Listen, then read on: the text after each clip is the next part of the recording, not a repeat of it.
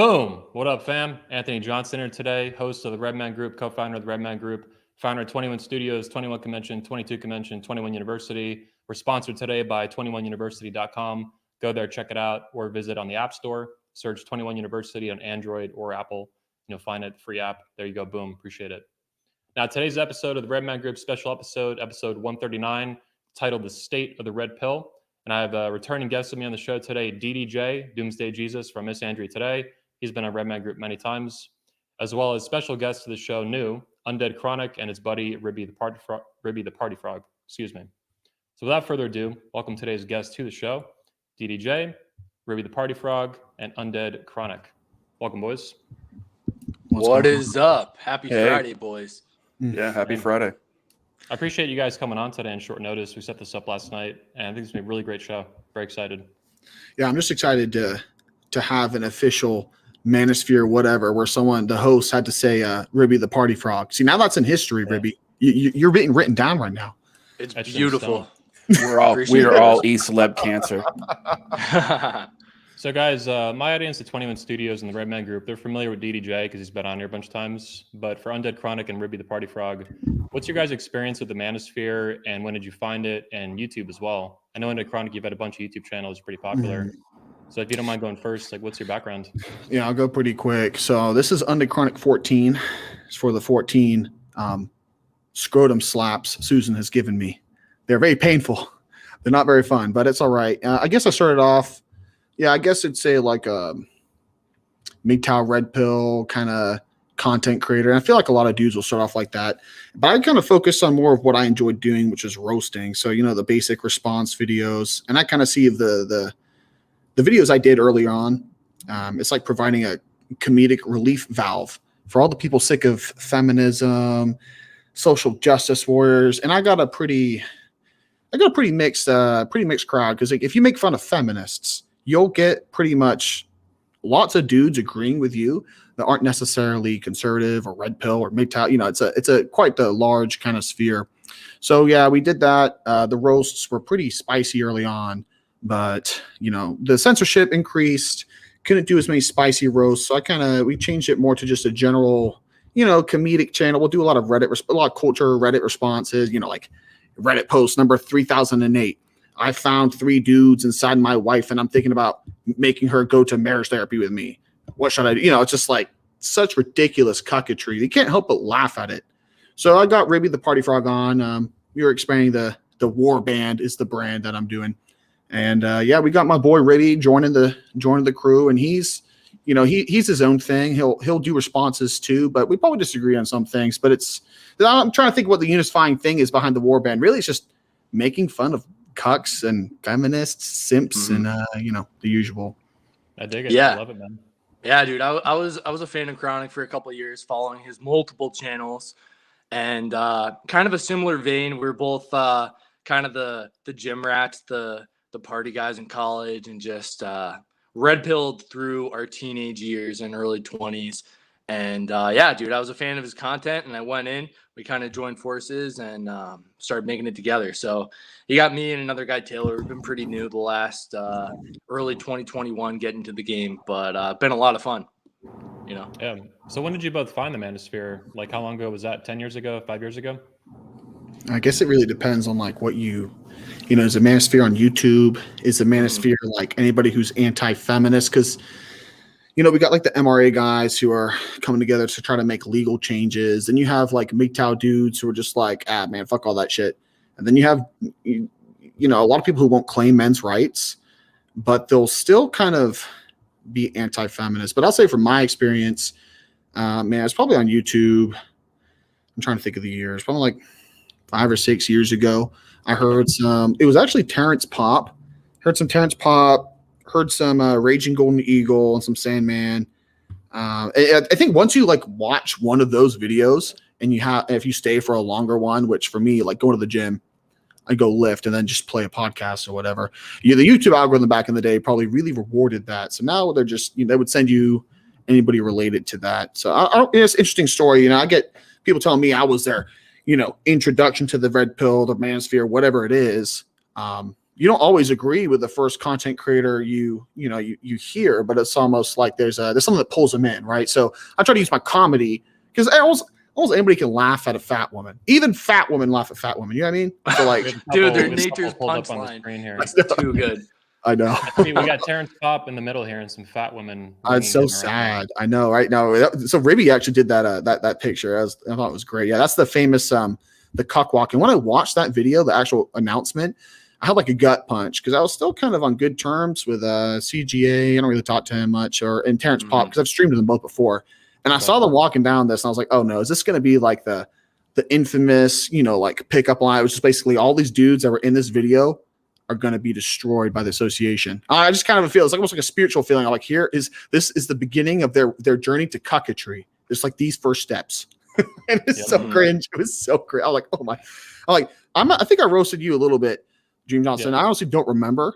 I think it was about John Summers or something like that. His speech. Yeah, it's probably about your summit. I'll tell you what though. It's like friendly fire. It's like you're roasting everybody. But the fact that you were down to, what did I even say you ready? I said he was able to take a roast and not stay assword about it. And I think you might be like the first or second person to do that. So mad props to you for taking a roast. But I will also say, I think the video I was roasting of you, like 10 minutes in, it turned into like a bull cuck mindset video, and I just can't help myself on that dude. So Brady knows what I'm talking Dude, about. he dropped that name in one of his videos. He's like, yeah, you go ahead, call me bull cuck mindset. It was funny, dude. He's speaking of the CME thing too. He missed the trailer filming, I guess, but he's definitely confirmed for that. Yeah, Mark he's Sims. definitely, yeah. And like I've said before, I'm going to address my relationship with John in the near future in my documentary part 2 about the Sharp Mama. But in the meantime, John Summers is a grown man. He's a father. He can take care of himself, defend himself. Oh, he has kids. So, he's been on the MGTOW Dictionary channel talking about he has a child, I think. Yeah. Yeah, but we're not sure if they're his. Well, I'm just going to say, got to get that paternity test. I'll say this though, whatever the situation is with John in his personal life, he doesn't weaponize it like Donovan does to make money. So yeah, he's not lying. Also, he's not lying about getting with 9s and 10s. That's the thing. Like I see bullcock mindset. I felt kind of bad roasting him so hard the first time because like I can just tell by his eyes that he was like one of those guys that got roasted for like a lisp or whatever going up, and he's done the gym work. The dude's not fat. The dude's not like a skinny shit, but like it's almost they say that people who get bullied put off signals to attract bullies. You know what I mean? And yeah, you could call Chronic a bully. But all I'm saying is like after the first roast, he reacted in such a way that just was begging to continually get roasted. Am I wrong, Ribby? Oh yeah. Yeah. You just start flailing around. But here's the thing, like at the end of the day, the dude could just ignore me and his problems go away. He could just not say bullcuck mindset and the problems go away. Yep. Yeah. So let's get DDJ on this. DDJ, let's actually pull up your video on this. All right. I do want to get into more of Undead's videos, but before we do, I've been going with them now for a while. So here we got this pulled up. So first of all, I think this would really open up the conversation for all of us. But DDJ, you're the first person I heard about a year and a half ago. You said something called the red pill blind spot, and that really comes to mind when I think about guys like the Sharp Mama, Donovan Sharp. You did a video on him here, actually, revealing the true nature of what he's been doing in his life. Let me get this fucking ad out of the way.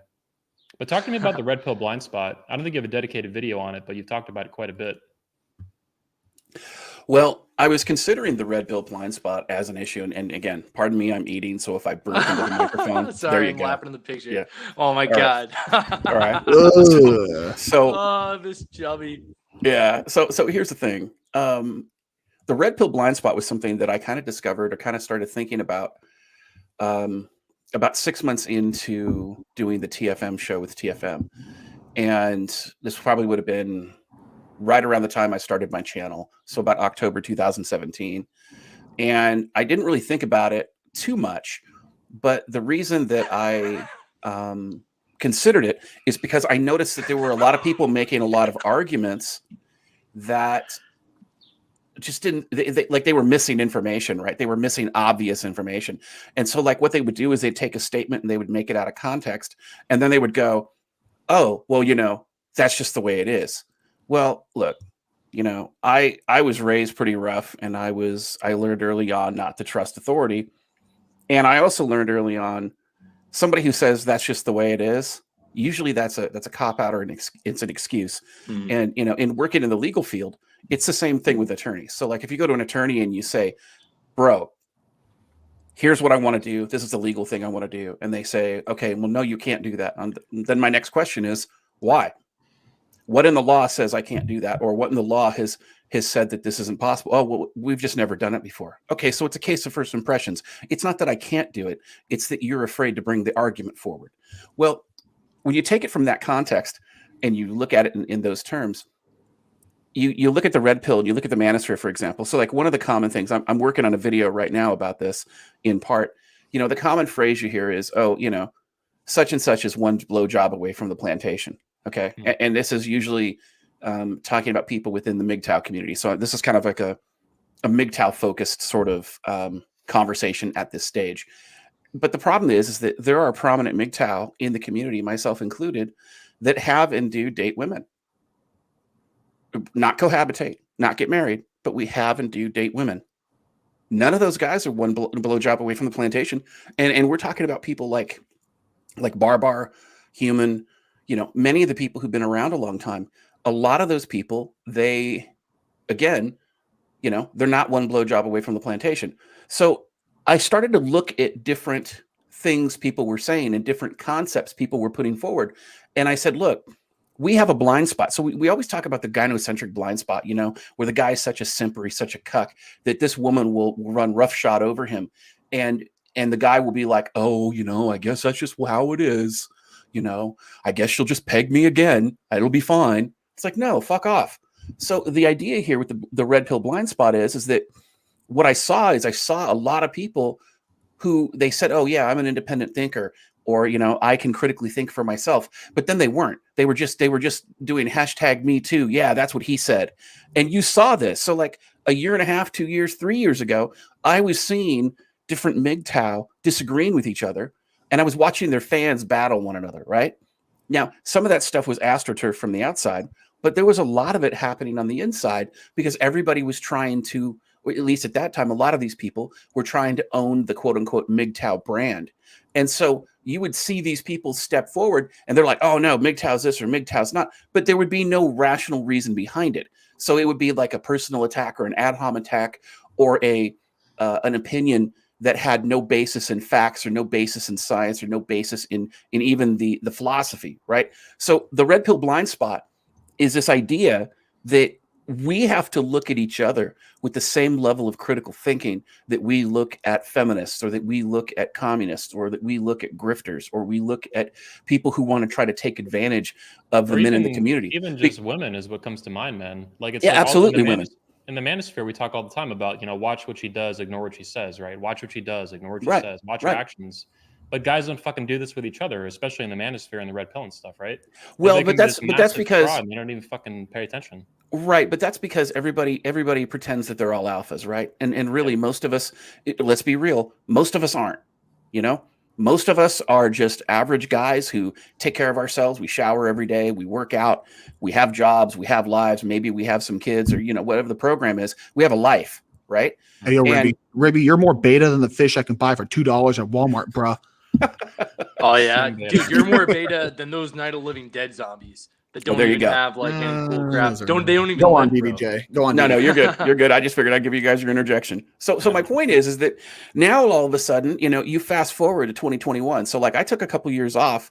I only made a few videos primarily because I had to stack some ducats so that I can buy a house on the one payment plan, which I did, 6 months ago. But when I came back, I kind of looked around a little bit before I made a return video. And I started seeing that a lot of the stuff that was common knowledge when I first arrived in the manosphere, in 2006, 2008, 2010, 2012, that stuff wasn't common knowledge anymore. And everybody's like, oh my gosh, listen, I'll give you the, the elixir of life. Just, buy my dating course. Right. Yeah. And for the low price of $1,500 for a dating course, it's an online webinar. Right. So it's one of those scenarios where you're like, well, shit, do I get dinner and a movie first? Reach around anything, And then I started seeing like a lot of these people who were like, especially more prominent voices, not just in the MGTOW community, but in some of these other communities, who are misrepresenting what they were.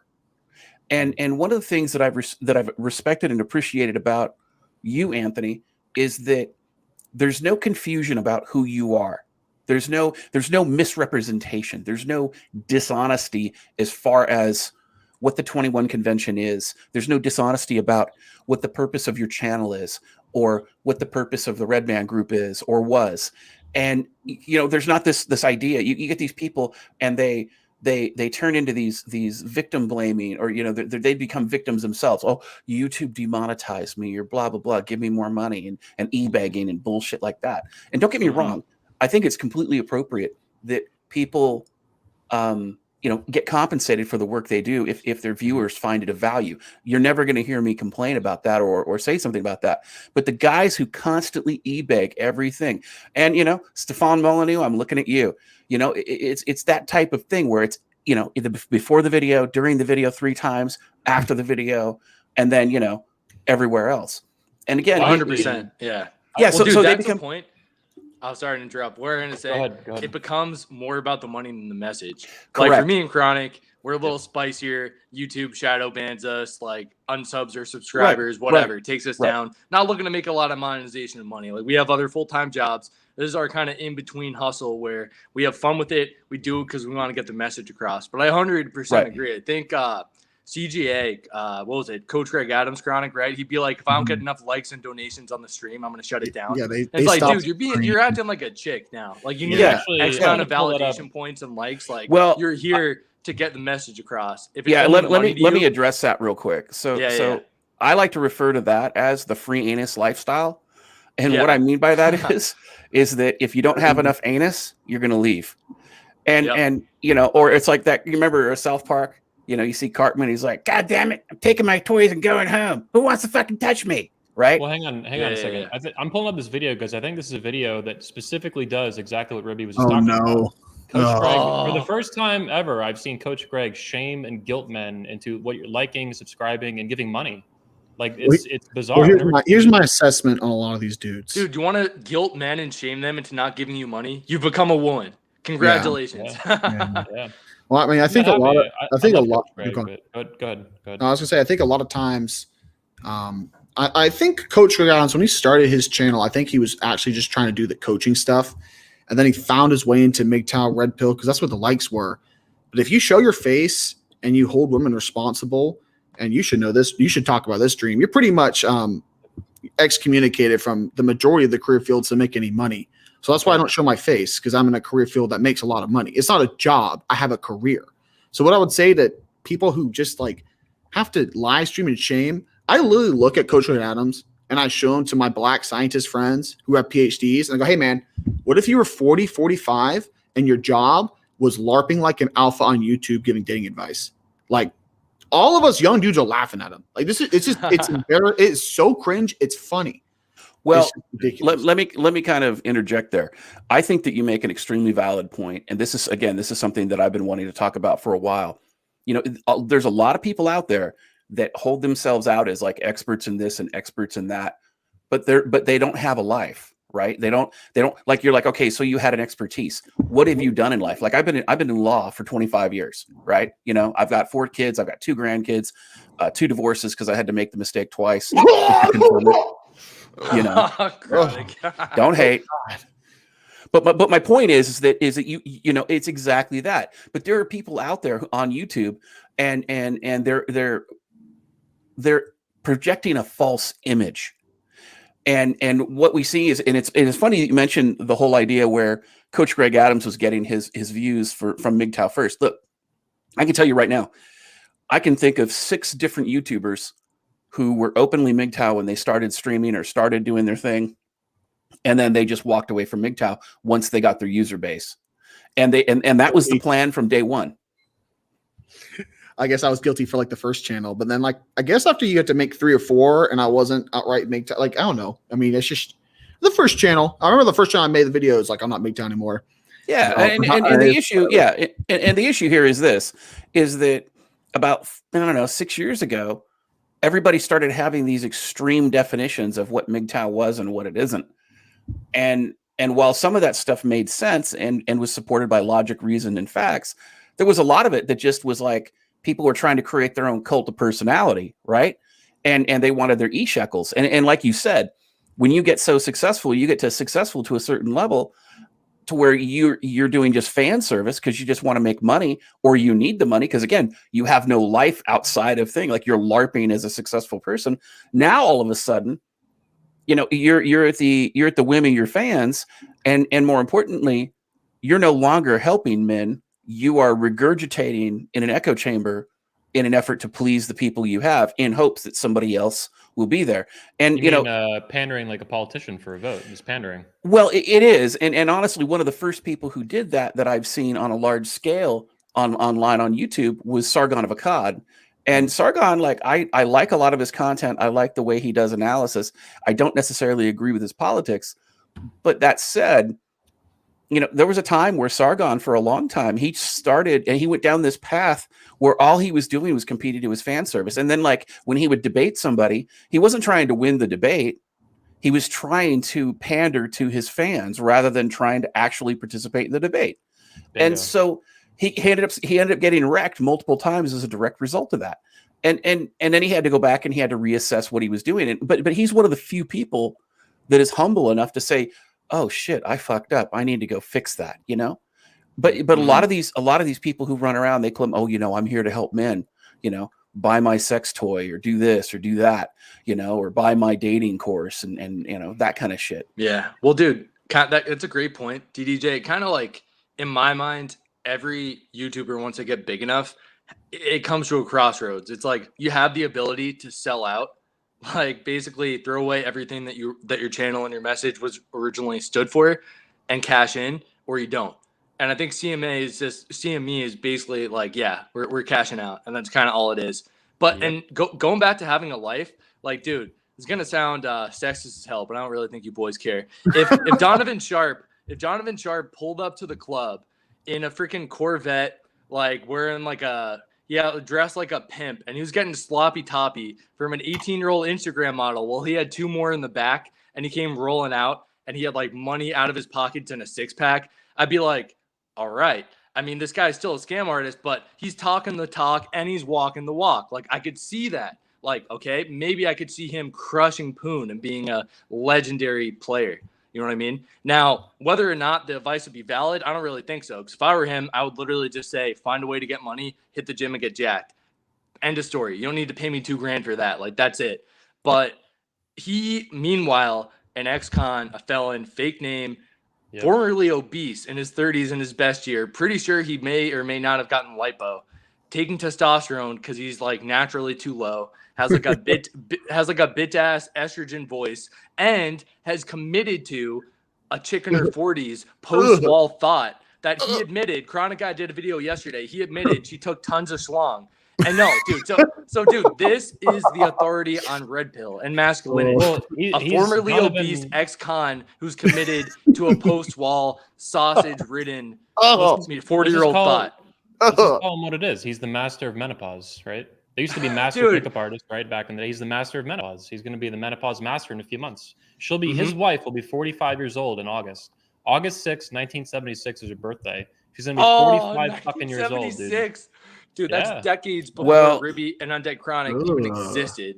We're like, dude, she was in college. She was in college in 1994 in Florida. I was in fucking kindergarten in 1994. I wasn't even born yet. I was born the I following. wasn't even born yet, yeah, dude. Me and Ribby were still floating around some seminiferous tubules, waiting to like, I hope I don't see any cuts today. I want to address something. Hang on, that Undead said earlier. So he mentioned me, and I want to respond to it in a good way, in a positive way. So you mentioned that these dudes, like Coach Greg and like myself, and Aaron Clary actually blogged about me years ago, like way back in the day, like 2010, 2011 or something. About he made a blog post like top 20 unemployable bloggers, and I was like number 1 or number 2. Me and like Rolo were at the top because of all the content I put out, even back in the 2000s and the early 2010s, right? The 21 convention, all this stuff, right? Pickup artistry and all that.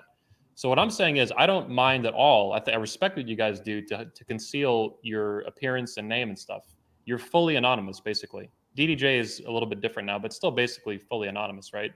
What I hate is the guys who come out in public like Donovan with a fake name and their face, and they want millions and millions and millions of people to fucking watch them, right, on purpose, as many millions as possible.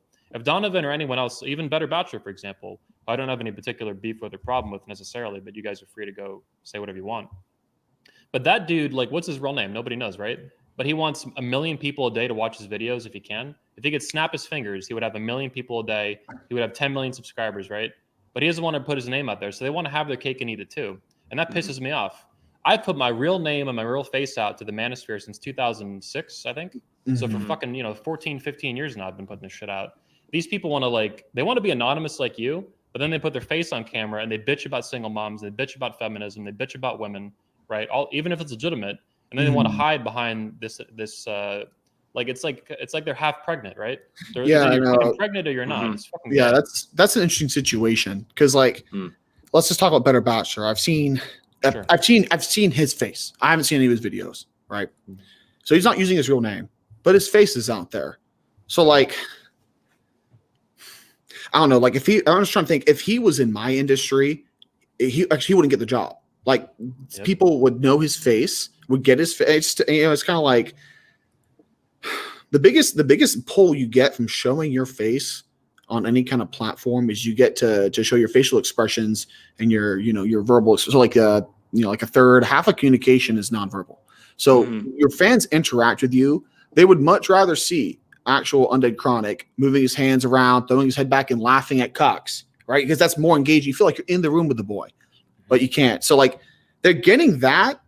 They're not using their real name, but bro, you're still gonna dox yourself. So for me, it's just it's like half chub. It's but I don't see it as they're a traitor, they're weak or anything. It's more just it's half chub, exactly, half chub. Well, it's almost like Better Bachelor was a brand name, and it's I don't know. I guess since I'm fully anonymous, it's not as not as egregious to me. But you have your opinion. I'm gonna address this exact comment because this guy's saying because they don't want to lose their careers, this is a hobby for them. He means Better Bachelor and anyone Donovan Sharp even before he got exposed, right?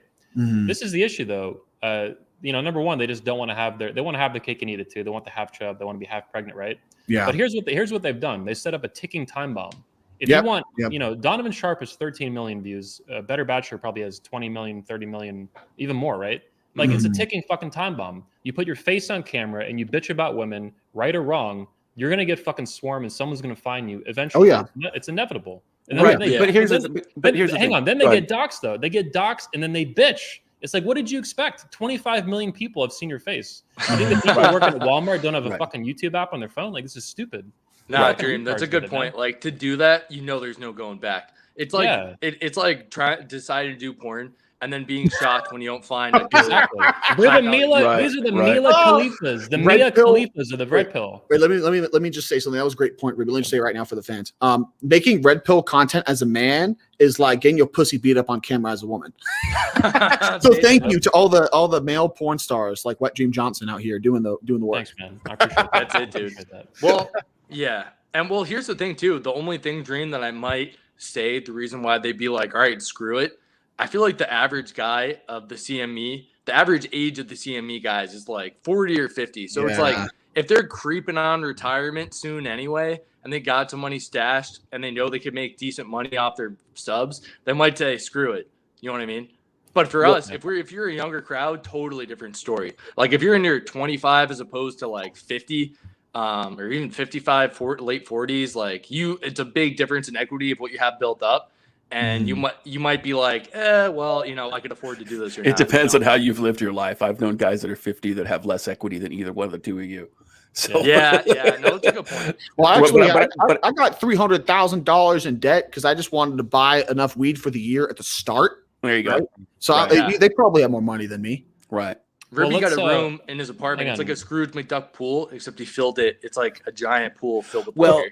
I wanted to address one final thing before we jump on to the next thing, and that's these guys who were showing their faces and they're not using their real names, right? And they're just trying to get the stage name type of thing, right? Look, nobody cares what their real name is if really the only jobs they've ever had are shit like gas stations and Target and stuff like that. Nobody cares about that. Dude, Donovan's gonna have a hard time. He's next con. People aren't gonna want to hire him regardless. So he doesn't really have as much to lose, Well, and it's not even that he's just the next con. It's that he's been found guilty of fraud, and you can't work in a job. You can't work in a job where you're in finance, right? If there's fraud there, dude. You're never I mean, you could kiss any kind of job handling money or working with securities or working in finance or working in any trusted position at all ever in life. And the other side of it too, I think you guys also made a good point too. Look, if you're a dude that needs to shoot up with testosterone, maybe you've got other issues going on. Oh yeah. So here's what I want to shift the focus to next, guys. Since our fans haven't seen your initial takes yet, I just want to get your initial thoughts. And what was your initial first impression when you saw the CME thing that you're obviously roasting here? First, we'll go with Undead, then Ribby, and then DDJ. We'll get your thoughts on it too. Ribby, so what was your initial response when? Yeah, I was like, Ribby, did we do this first video together? I think my first initial response to the. No, it was just you. For the yeah. Dude, so you sent it to me. I was asleep because we have a slight time difference, and I saw it as soon as I woke up. I put it on my TV. Like I had to watch it. I had to watch the Cucketry in full HD glory. I sat down on my couch, got a coffee, cracked it open on like a Friday morning, and just laughed. My dad was looking at me. She's like, "You okay?" I was losing it, dude. I was laughing so hard. So my response was like seeing all these. First of all, they had like the interviews cut in, where they're all like answering questions. It's actually minus some like stock footage and like some of the sounds. It's a pretty decently put together trailer. Like they obviously found like camera room and had some editing together. I didn't know most of the dudes though. So like my initial reaction is like, I knew Donovan was, cucking around. So I was just like, okay, I'm just going to roast whoever I see. And yeah, like I went to look at the information of everybody who's been invited to this conference. We got like black supremacists. We got a dude that has to pay for pussy. Like, look at the fresh and fit dude has to pay bitches for pussy and then pay them to come on his show. It's the funniest thing. It's just like, you got a tall Arabic simp and then a short, really fat African dude. It's like it's a Timon and Pumbaa. Right. And they pay whores to go on their show and talk to them about how they're so alpha. It's just like if a dude could get bitches off the street and then talked about this kind of stuff because they're attracted, that's one thing. But these dudes actually have to pay like escorts and not even good escorts either, like fat, nasty white escorts, like white pigs. Like look at this Arabic dude. His dad's abusing thousands of Arabic families back at home to send his little bitch ass son a bunch of money to spend on white whores. That is that's not being a good Muslim, bro. Why are you spending your money on white? That's haram. These fat white women are pigs. Dude, and then there's Santa Cup. Did you go to that one guy, the old dude with the beard? Bruno Cup. I'm pretty sure I saw him on a Law & Order episode. If you boys know what I mean. Oh boy. Yeah, this guy said, I don't even know who he creepy, is, but he said, we'll teach you how to be gentlemen. And that's all I needed to know. Like, get charged $2,000 for Mr. Boomer, who quite literally stood around twiddling his dick while the USA was ripped in half. What did he do? Yep. Nothing, right? So, dude, there's another part where one of the guys is like, it's not that we don't want women. And he cuts to this guy in the beard, and he's like, oh, yeah, we definitely do. And I'm like, that was this guy. Oh no! Yeah, so I don't know. Like all of them are just caricatures. I can't, And Dude, well, like going your to dad Vegas gets too. too drunk at a barbecue, and he's trying to flex on like, hey, check this out, son. I get mad poon. Yeah, look at these guys. Look at this. You know what they look like? They look like the wannabe Expendables. The Expendicucks. Yeah, the Expendisimps. It's like Ocean's 11 and a half, except they're missing a couple chromosomes. So well, they're like special. They're like Ocean 6 and 6. Ocean's trisomy 21. Yeah. Well, all have Down syndrome. So here's a little piece of trivia that some of you may not know, especially some of the listeners. Oh no. What race has the highest level of membership in the gay community? Was it black? Yep. Oh, dude, I remember hearing that somewhere. Yeah. What do I win? Ribby wins a beer. All right, right there you go. Drink up. So the reason I bring that up is because a lot of African American communities, there's a well-known thing called the undercover brother. On the down low, right? Yeah, exactly. They're all on the down low. And Atlanta used to be the land of the undercover brother for a long time. Oh, it still is. And I don't want to know, Chronic. I don't want to know. There's a place called the Tiger. There's a place called the Bull. I think it's called the Tiger. Yeah, it's called the Tiger. It's a bar downtown Atlanta. And every time the Clemson player, Clemson Tigers, it's a Clemson bar. They walk in, they walk out real fast, real white faced. Right.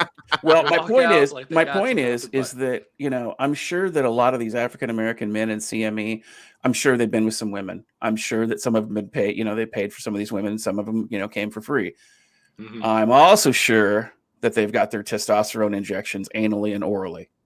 And when you look at this kind of thing, you're like, oh my God. And don't get me wrong. Like, look, I'm not going to cap on everybody going to the CME, but the CME is very clear. And let's be really honest. It's a cash grab, right? Yeah. It's not there to help men. It's and let me kind of explain it. So I looked at the CME's website, and to get a standard ticket, it's like $1,500, and there's only 50 slots. If you want the VIP, treatment, including the reach around, that's $2,000. And so now you've got a max seating of 75 people. Okay. Each and every one of these people has a bigger audience than 75 subs. Each and every one of these people has more than 75, Patreons or subscribe stars or people who donate money to them. So, and let's take an example, Terrence Popp, right? Terrence Popp is retired, our Army Ranger. He served a couple tours in the military overseas. He's a combat veteran, decorated combat veteran. He's got over 100,000 subs. He's got a lot of connections in a variety of different communities. He's very well known. He's not just known in the MGTOW community. He's known in the veterans community. He's known in the comedy circuit. He's known in the real world, right? Mm-hmm. You're not extending your reach by going to an event for 75 people. Mm-hmm.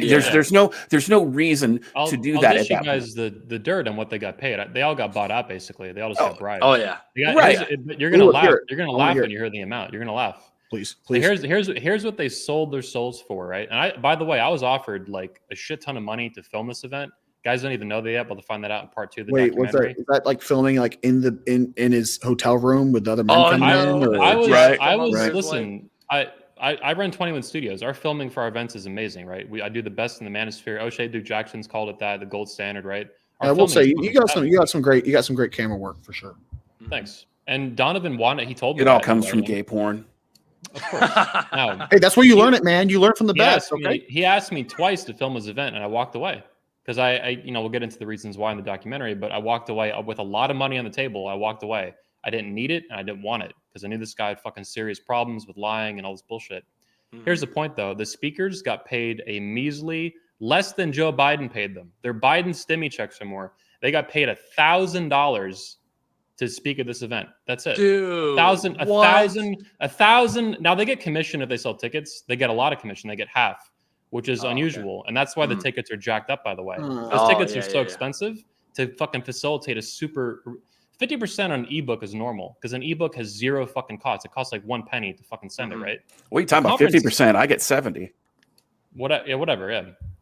The point is though, the tickets have a super high fucking commission rate for a physical event ticket. Like if you go to a Grant Cardone event or some other event with an affiliate system, they don't offer you 50% commission. It's too fucking much because the conference costs money to put on, unlike an ebook or some grifter course on the internet, right? Physical events have hotel rooms, conference spaces, all kinds of event staff, flights, hotels, like tons of fucking shit. That cost tens of thousands of dollars, sometimes 6 figures, easy. But anyway, my point is they got paid $1,000. That's it. $1,000 to sell their soul to this fucking fraudulent scumbag. Dude, that is cheap, man. Well, it's not only...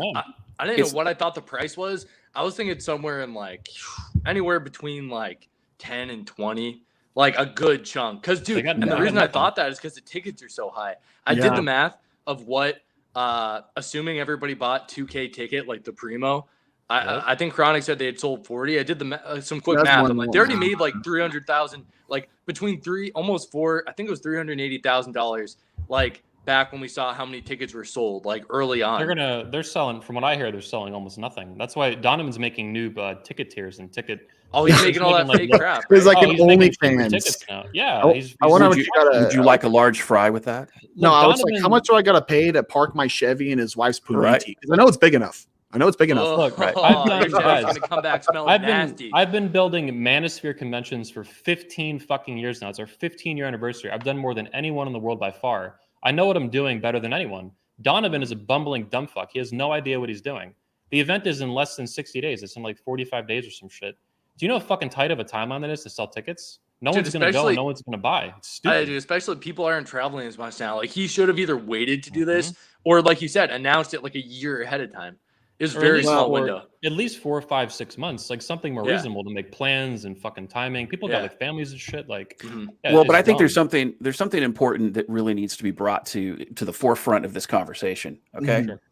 if you're selling your soul for a measly G, Yep. right? I mean, $1,000. Let's be real. You could trip and fall on $1,000, right? Dude, Most Biden people, just most said- people That's can. a lot of weed, Biden, man. Biden money is more than that. $400 Right. more from Joe Biden. Right, but my Yeah, point, guys. yeah. So there you go. You could trip and fall at $1,000. What that should tell you, even with the commissions for the event tickets, right? Yep. What that should tell you is that these men are not who they say they are.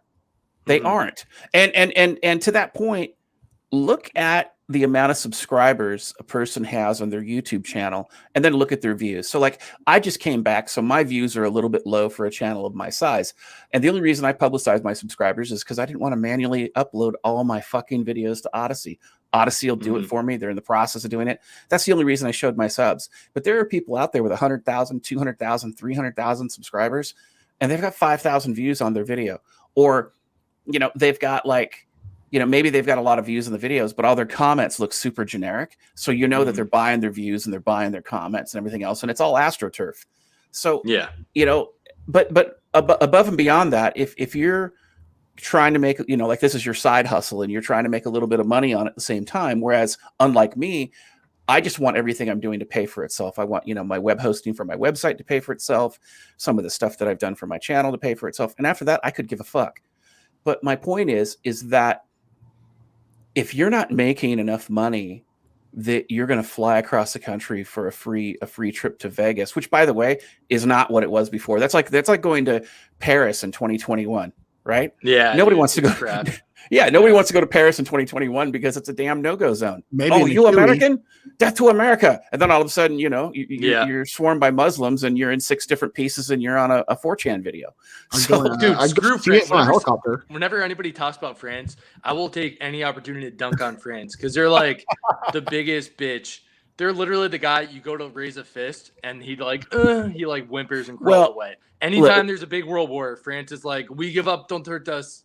Screw France. Yeah, Sorry, and go right ahead. now you have to understand that, their president's a child abuse victim who's married to his abusers, like a Mary Kay Letourneau type. Yeah, dude. Okay. Hey, Ribby, quick on this one. Yeah, Macron, their president, like his teacher, who was old granny pussy, sandpaper pussy, pretty much married him as soon as he turned legal age.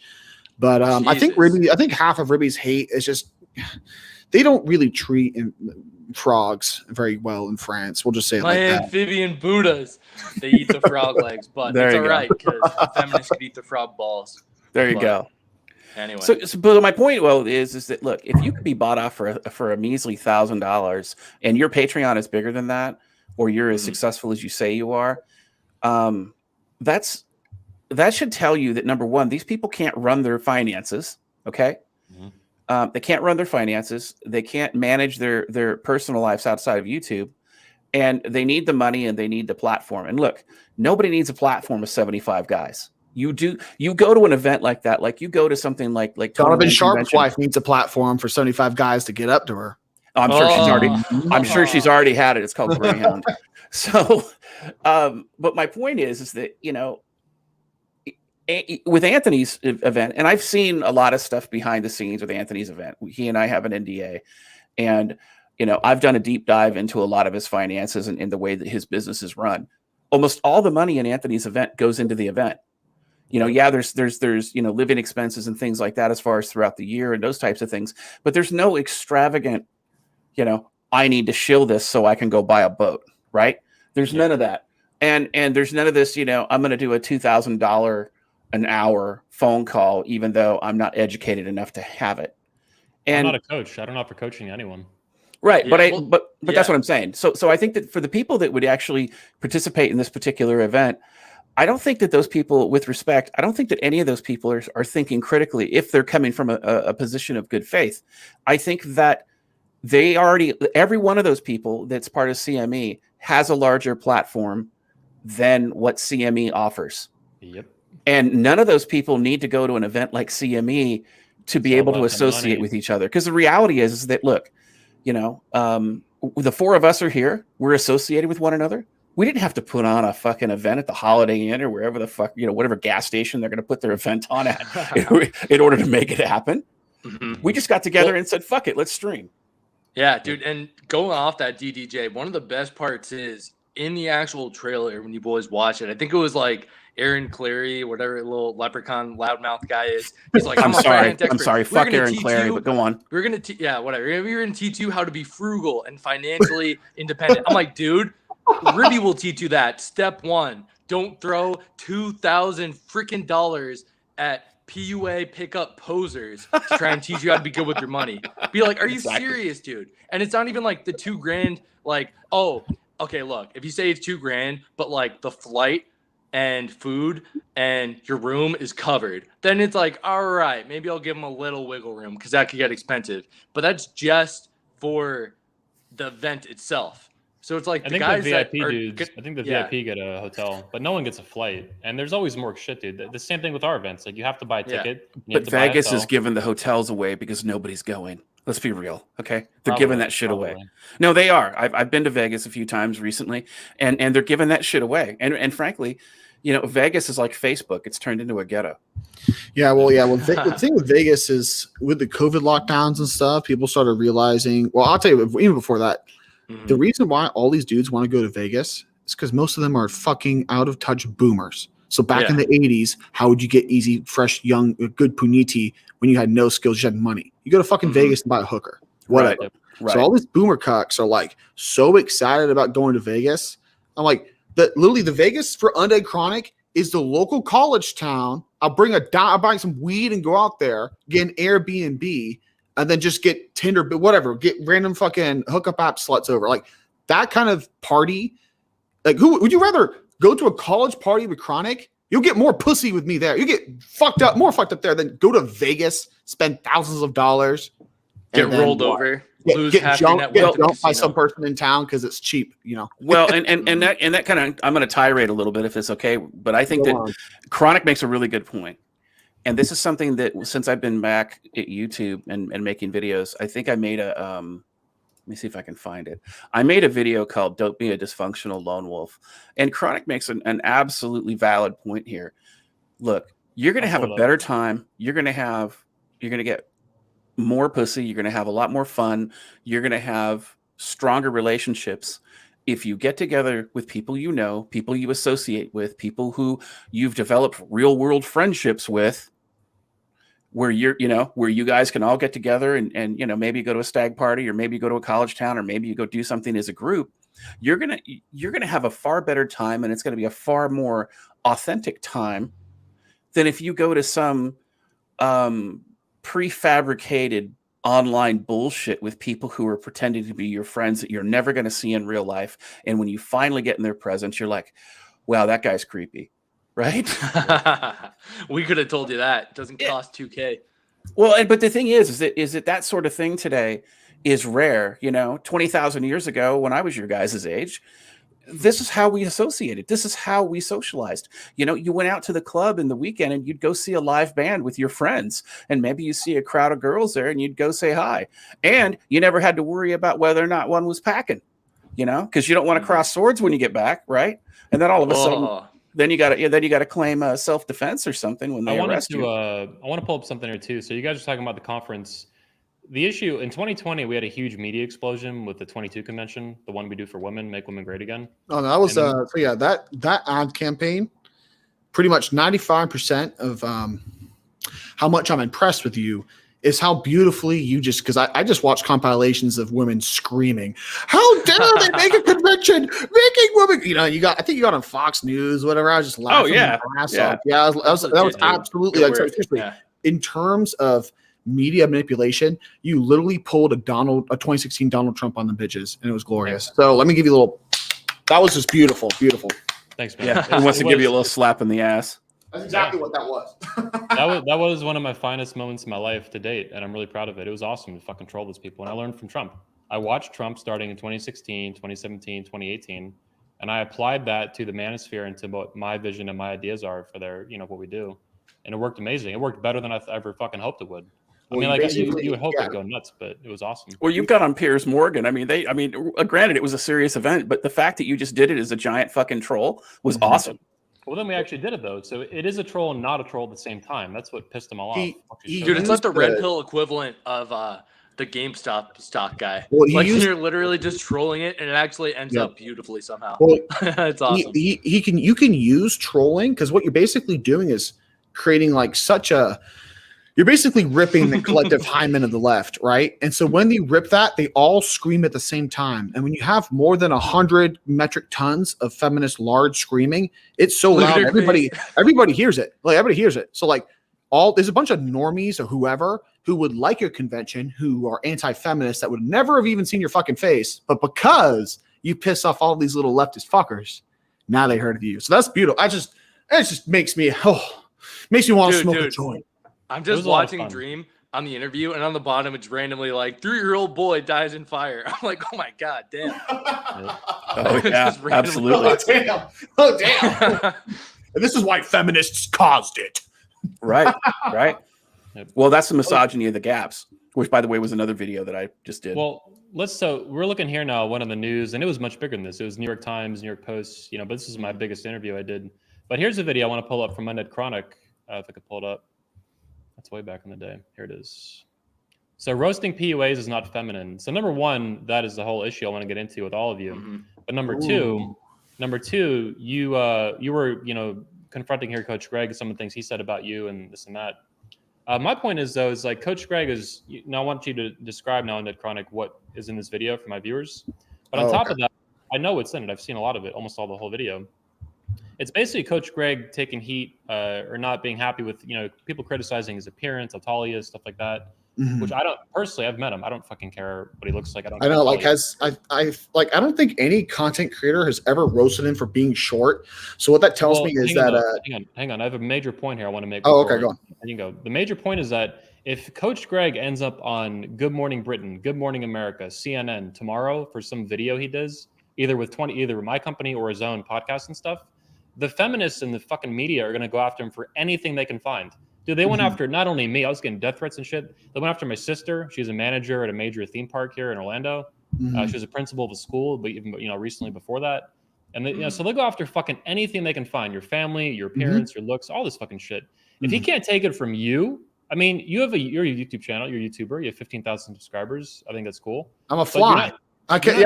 I make fun of it. Like, if he can't handle the heat from you, are you fucking kidding me? Like, I've been through that. It's serious shit, dude. Some people melt down. They get fucking too berated and too attacked. You gotta understand how to have thick skin and get through it. But I can guarantee you, if he gets that kind of heat, man, that's gonna be a new level of roasting for him. That's 1,000 times bigger than what you've done. Look, if they can't take roasting from the community, they can't take roasting from their enemies. That's right. Well, I mean, what I'll say is this: like the fact that he brought up his height. I mean, I haven't. Have you guys seen any content creators make fun of him for being short? I don't think that's a thing. People, yeah. So I think it was some commentary, right? So some random dude without a channel was able to trigger such an insecurity in him. He had to address it as if it was like one of us doing it. So, but the thing about the being roasted on YouTube versus what you had to go through, Dream Johnson. Look, man, everything I do is to guarantee I never have to have the experience you had, right? So like having someone colorfully explain the different levels of zinc flying in and out of your probably single mother household, like that's insulting. That makes you feel bad. But I'm not going to send a bunch of like black masked dudes to your fucking mom's house. The left will do that. They do that. They'll shoot at you. Yeah, go on, Ribby. Hitting the nail on the head, Dream. Like Chronic and I we're comedy, we're roasting. Well, it's like locker room talk. Oh yeah, well, it's a bunch of jokes. To actually go after somebody and seriously like try and cancel, try and mess with them. No, that's like bad intentions. Whereas I feel like if you're a guy that's just joking around, you can get butthurt about it, but at the end of the day, it's just jokes. It's not like you're actually serious and trying to. I have bad intentions. I go after people because I have bad intentions, but it's because they're fucking grifters. But that's because, but you also have to understand too that like, hard. You guys see that song I made? Well, DDJ, like your bad intentions, like you're not trying to like, have someone assault a family member to scare them into silence. No, like our bad, like Chronic's bad intentions is to have someone cry cuck tears on a live stream. That's like that's how I want to hurt someone. Right. There's people, I mean, again, Dream Johnson just has to pull up some fucking emails. There's people out here that aren't fucking around with this, that will put a bullet in someone. We had a men's rights lawyer get shot by a dude dressed up as a FedEx driver like a couple months ago in LA. Okay. I never hear about that, dude. Yeah, I can guarantee you, like we have no investigations. I guarantee you that dude was a feminist. Well, he died. He died of COVID. Oh yeah. Well, I can comment on this further. COVID. It goes above and beyond on the getaway. It goes above and beyond the personal. So, I had the venue, for example, for our 2020 event we did in October, 21 Summit, that had the 22 convention at it and our men's event too, right? Now, the venue was hidden until Sunday night before the event that started on Thursday. So as soon as I sent the venue to the attendees, I knew there'd be a fucking bad apple, right? Some fucking stupid feminist chick would have a ticket, right? Mm-hmm. As soon as I sent the fucking you just didn't know that feminist chick was one of your speakers. I don't think so. I think it was an attendee. I'm pretty sure it was an attendee. Now, here's the point, though. They immediately, the next day on Monday, started calling the fucking venue to cancel us. Immediately. With the event 3 days out, they're calling the fucking manager, screaming at the general manager of a hotel. These people do millions of dollars of business. Like, they don't fucking care that much. So then they come talk to me. They're like, hey, like, what's going on? Blah, blah, blah. I'm like, yeah, it's a bunch of stupid feminists and shit. Like, we're just kind of like a Trump event. Like, nobody cares. Mm-hmm. And thankfully, they were like, hey, we don't care what you believe. Just don't film the venue branding and stuff. It's no big deal. Yep. But the feminists really fucking tried to cancel a whole fucking conference that was set up for a fucking year with like 100 and some people flying out. They tried to they were screaming at these people on the phone like fucking banshees, man. They're crazy. Well, I'm surprised. That's hilarious, I'm surprised they didn't cut and cancel. I'm saying I'm surprised they didn't cut and cancel. I mean, I'm sure you heard what happened at Tim Pool's event. They had to close the venue down. Yeah. So like choosing a venue to try to do this kind of thing. Talks, bullshit walks. Well, when you have money in your pocket and they don't have your money yet, they'll do anything to get your money. Oh yeah. So what I'm saying you kind of hit the nail on the head. The fact that you got one angry Karen, one woman yelling at them versus a conference where they're bringing in money. It's not hurting anybody. It's just a mean opinion. They don't give a crap. You know what I mean? So I'm glad it worked out. But all the hotels in Orlando were broke, so I was like the only conference in town. So they were always getting hounded to do the event everywhere. And then when you got money on the table, man, everybody's broke, everybody's hungry. Well, and it's Florida, right? Yeah. I mean, let's be real. The problem is that like you look at somebody like Tim Pool, he's not going to choose the same type of venue that Anthony's going to choose. Like I've been to MythCon, for example, and I was in MythCon a couple of years ago. And they had like a bomb threat. They had to empty out the entire venue during the middle of the venue because somebody got upset about a bunch of, what a bunch of atheists said. There's a fat feminist who ate Chipotle. She's about to shit. Run! Right. Right. But I mean, it's just, and I've been the target of feminists as well. When my book first came out, feminists lost their fucking mind.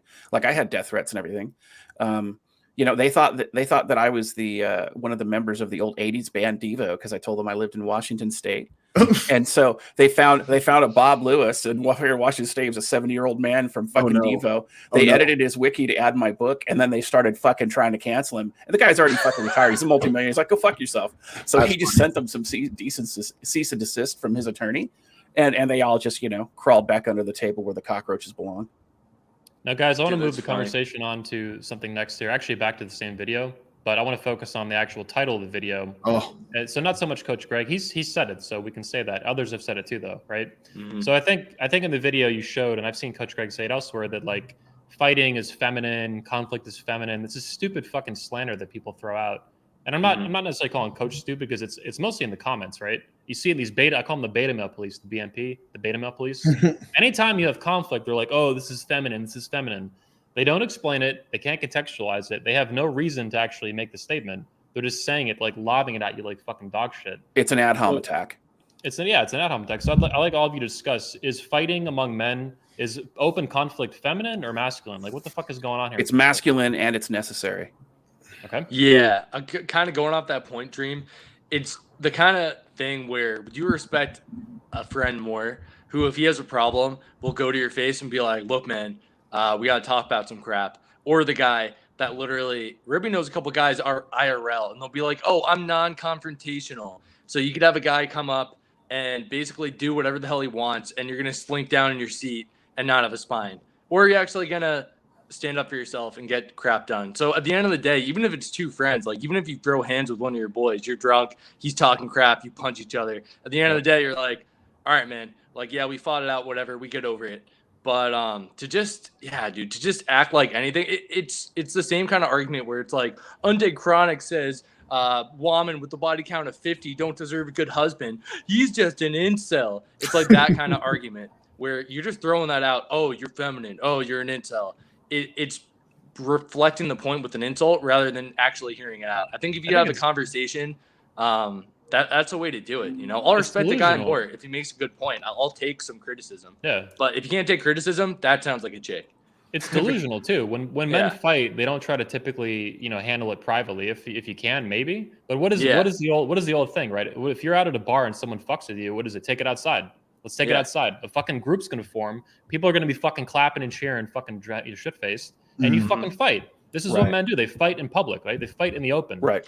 Women are the ones who do things behind the scenes. They backstab each other. They gossip. It's all fucking covert shit, which is everything these little fucking losers at CME talk about. No more, public fight. No more response videos. Let's keep it private. They're a bunch of fucking women. It's pathetic. It's disgusting. And that's why I won't be surprised if you see these guys, talking, like doing a video talking about their sphinctioplasty because they've had so much shit in their ass. And to that point, I have a funny aside. So 2 years ago, I made this video that I was making fun of basically like the trash within the MGTOW community.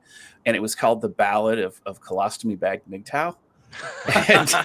and it was just basically what part of the video.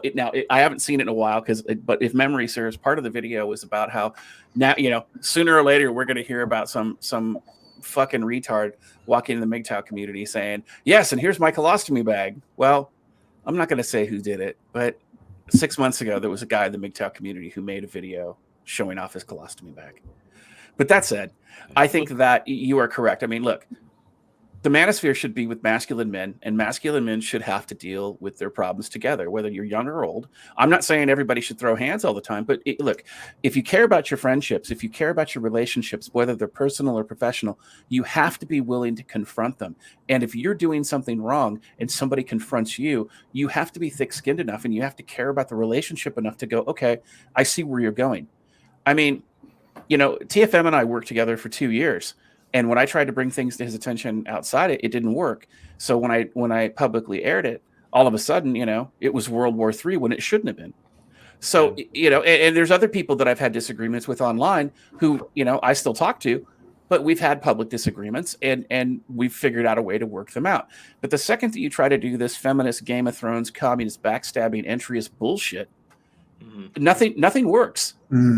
Yeah. Well, the whole thing about, go ahead. The whole thing about fighting being feminine is like what's really being fighting. What these guys are meaning is like disagreeing with us in public. Like that's what the fighting is. So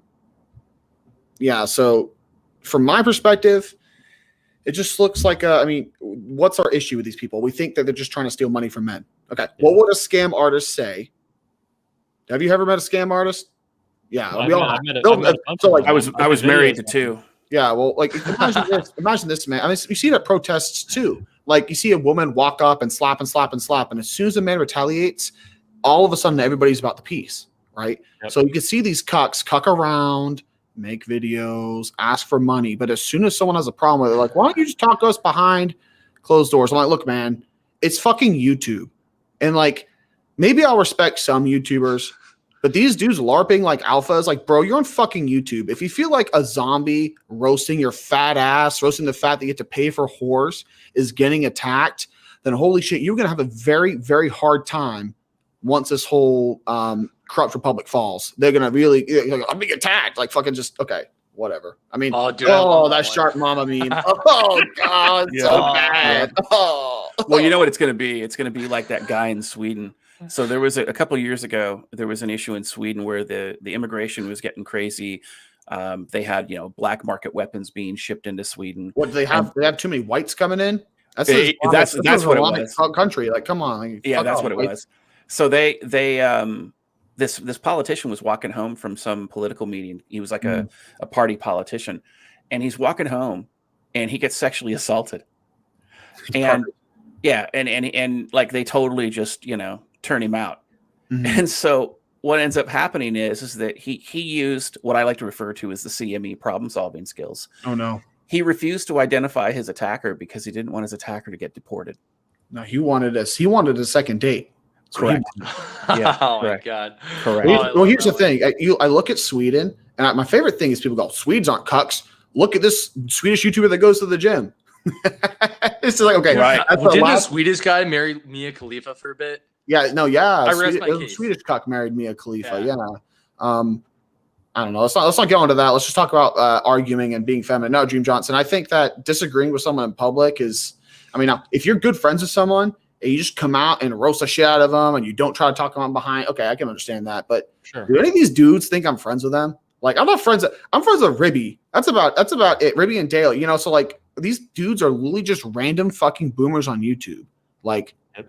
I'm just if they cuck and I make fun of cucks and that's what I do on YouTube, what better target to roast cucks than a bunch of cucks who are LARPing as if they're red pill? I mean, no, this is the best. It's literally this dude saying he's going to teach you how to game women, and he's married to This a guy's bovine. gonna teach you how to make game. Yeah, women. dude. Let me say, I got to interrupt for a sec. This alpha Any male. man that was incarcerated, he's not obese there. Oh wow, any man that blue pill passed, any man that was incarcerated and obese and probably broke in his prime, in his 30s, 40s, where you think he'd be getting laid and stuff, just forget about it. Like if these guys were literally like self-made men, if they were like, I started my own company from scratch, my net worth is this, I'm married to a couple models, whatever, then I Well, kind of Ribby- understand it.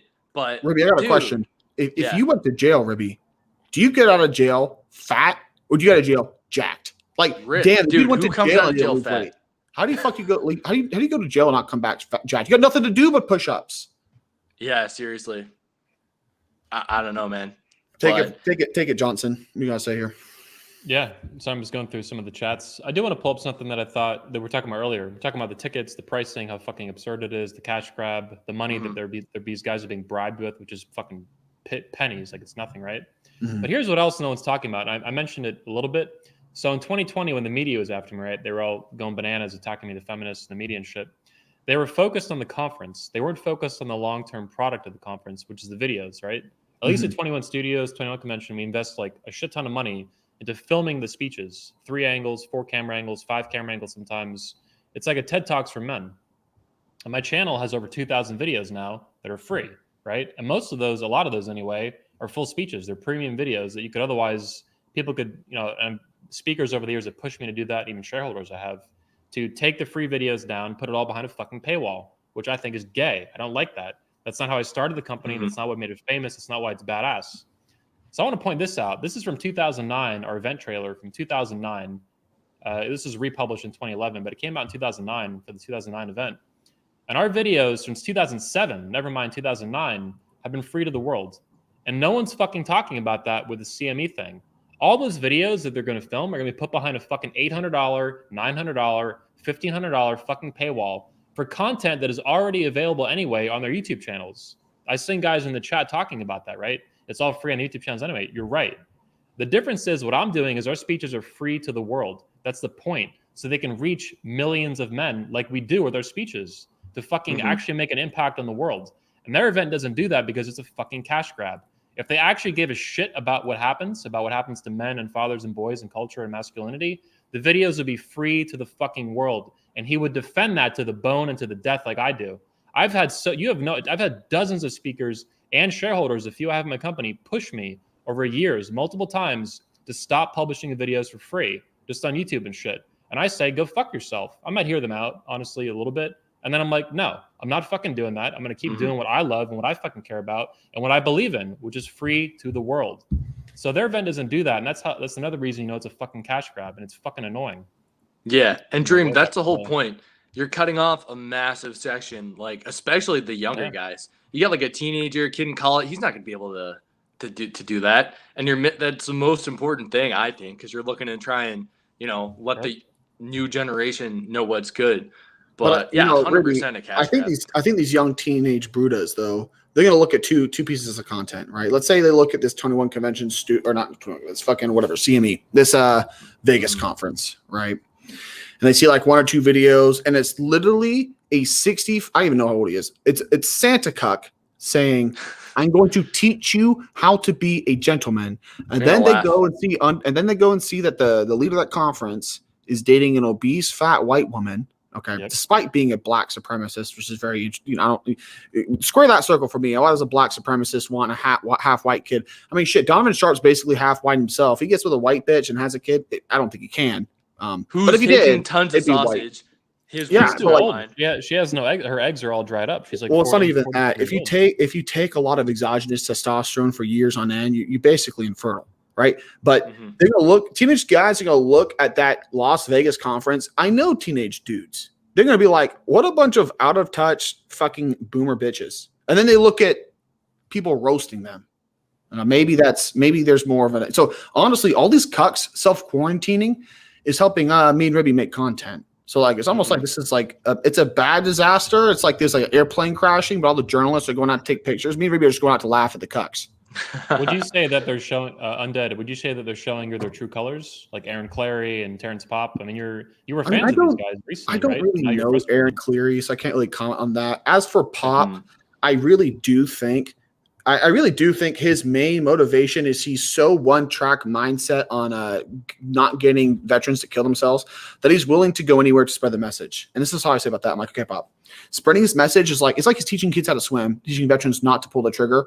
There's thousands of pools. He could do his own conference. Like if he did his own conference, if he just flew to New York City and interviewed veterans on Times Square, that like 2-hour stream will do so much more than associating with these cucks. So instead of like doing his own thing or joining someone else or whatever, he's deciding to swim in a giant pool of shit. It's a sewage plant. And I'm like, bro, why are you swimming in the sewage plant? He's like, I'm gonna teach kids how to swim anywhere. I'm down. I'll spread the message anywhere. I'm like, but why are you standing alongside a black supremacist, bro? You're white. You look like a racial cuck.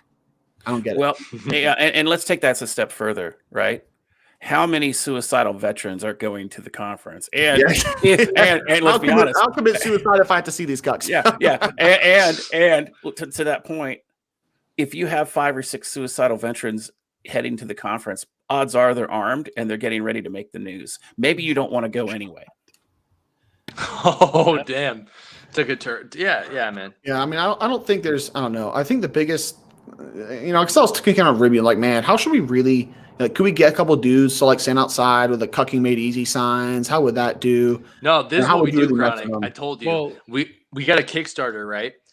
Every donation goes to renting out a billboard in the greater Las Vegas area. So when they land in for the conference, it's a billboard of Donovan Sharp's wife in like a one piece in like a bikini. Why don't you just and then we get a cease and desist from the city of Las Vegas, Nevada. They're like, please take the billboards down. The city's going blind. Why don't you just hire a couple gay male strippers to strip it right in the middle of their opening thing? So yeah, I mean, it's all about the cost and like what you actually want to do. So like, do I actually want to send people to crash their conference? I'm honestly, I decided no, but I'm undecided about that because I'm just like, man, how funny would it be if I just like let all the major feminist clubs from all those universities know where that's going to happen? I'm like, look, if you want to LARP like Red Pill, I'm going to goddamn make sure you get treated like Red Pill by the larger community, right? Mm-hmm. So honestly, I'll just tell Pop beforehand, hey man, bring some cameras, bring a GoPro, because there's gonna be a lot of fat chicks screaming at you as you're trying to get inside this damn hotel. Yeah. Dude, they'd love that. Donovan would be like, "See what I mean, boys? Oh, we're getting all the good pussy here."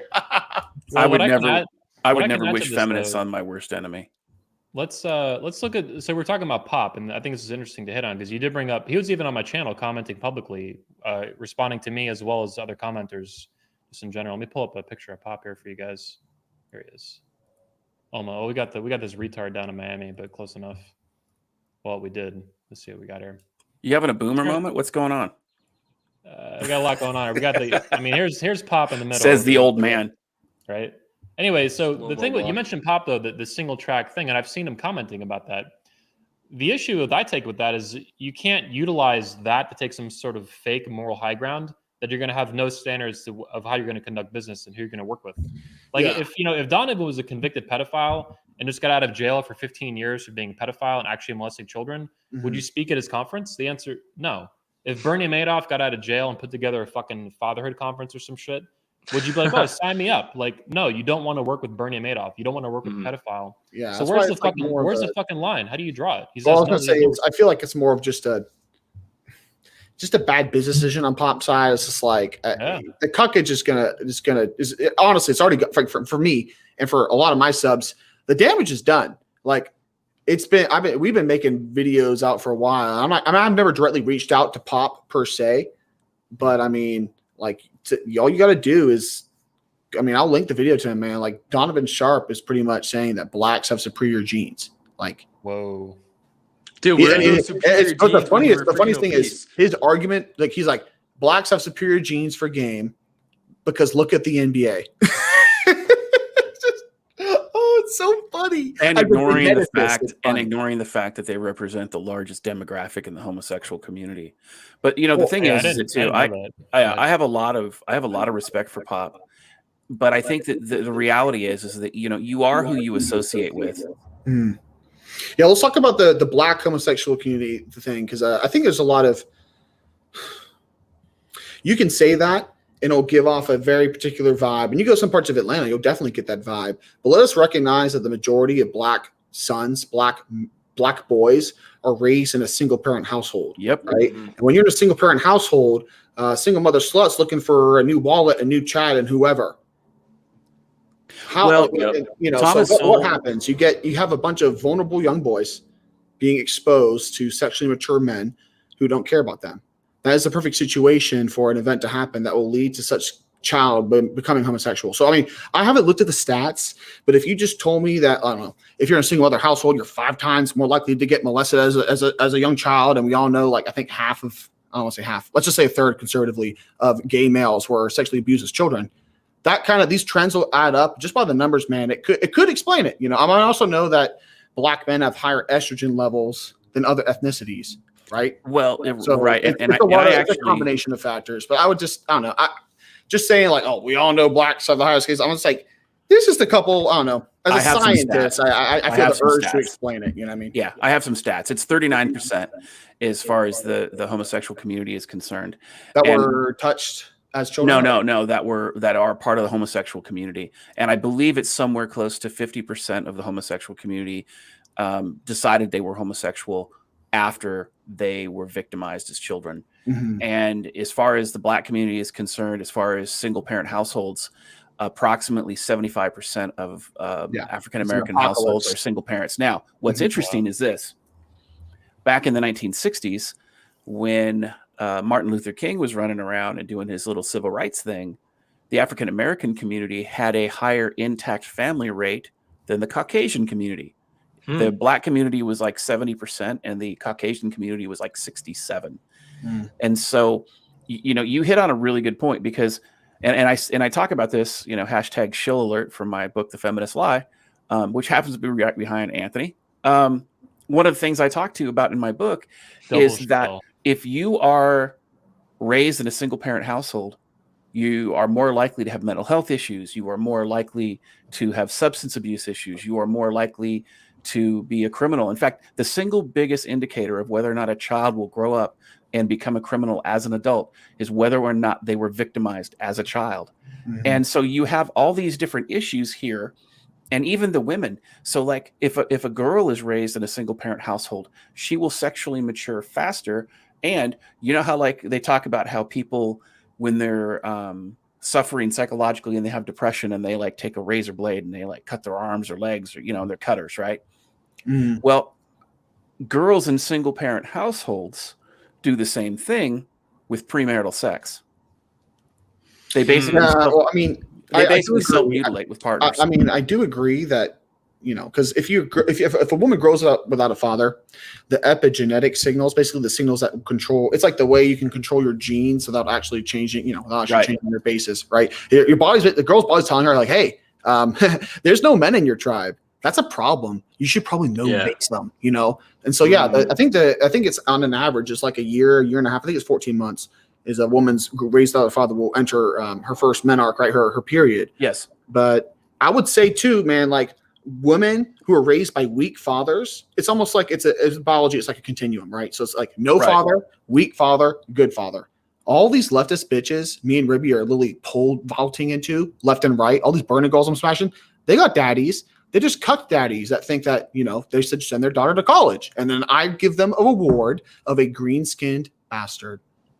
A tip for you boys out there in the chat: if you're swiping on Tinder, some local artsy chick at your college, be like, yeah, what do you think of your dad? She's, oh, I hate my freaking dad. Be like, okay, no gag reflex. Check. I hate the bitch too. Yeah. So guys, I want to refocus the conversation a little bit. Back action, a video that came out on Undead's channel just the other day. Let's pull it up. So you put why Undead Chronic is leaving Manosphere. Oh. So talk to me about the contents of this, and more importantly, like, what is your view on the state of the Manosphere currently, especially given the grifting and the course grifting and the shaming and the guilt for liking and super chatting, all this crap? Like, what do you think about where it's at right now versus where it was and where it should go in the future? Well, I think everybody that says the Manosphere is faltering or dying, either from our side or their side, is just it's grown so much. Like we got teenagers saying simp on fucking TikTok now. That's because of us, guys. That's really because of us. Like, that's a culture change. That word, it's really because of us. So it's not failing. It's not faltering. Just go through evolutions. Like, you had like the old guard, the new guard, whatever it is, however you want to just classify them. I think it's more like individual content creators either making decisions to cuck or leave. And for me, it was like a two-angled push. First one was I try to make it a series, but when you have your channel deleted so many times, you kind of lose your playlists. And I kind of, I just got lazier. So I don't really do any of the professional YouTube stuff. It's a very lazy channel. But I would do like a Red Pill Crusades. And basically, it was just me responding to pickup artists that said they were red pilled and they were using it to, this whole conversation using the language to convince people to buy their classes, right? And it pissed me off. I'm like, these guys aren't red pill. And I did that so much. I'm like, who are the red pill dudes? Like, who are the people like pushing forward red pill? And I was kind of like, I saw me, Taylor, and Ribby.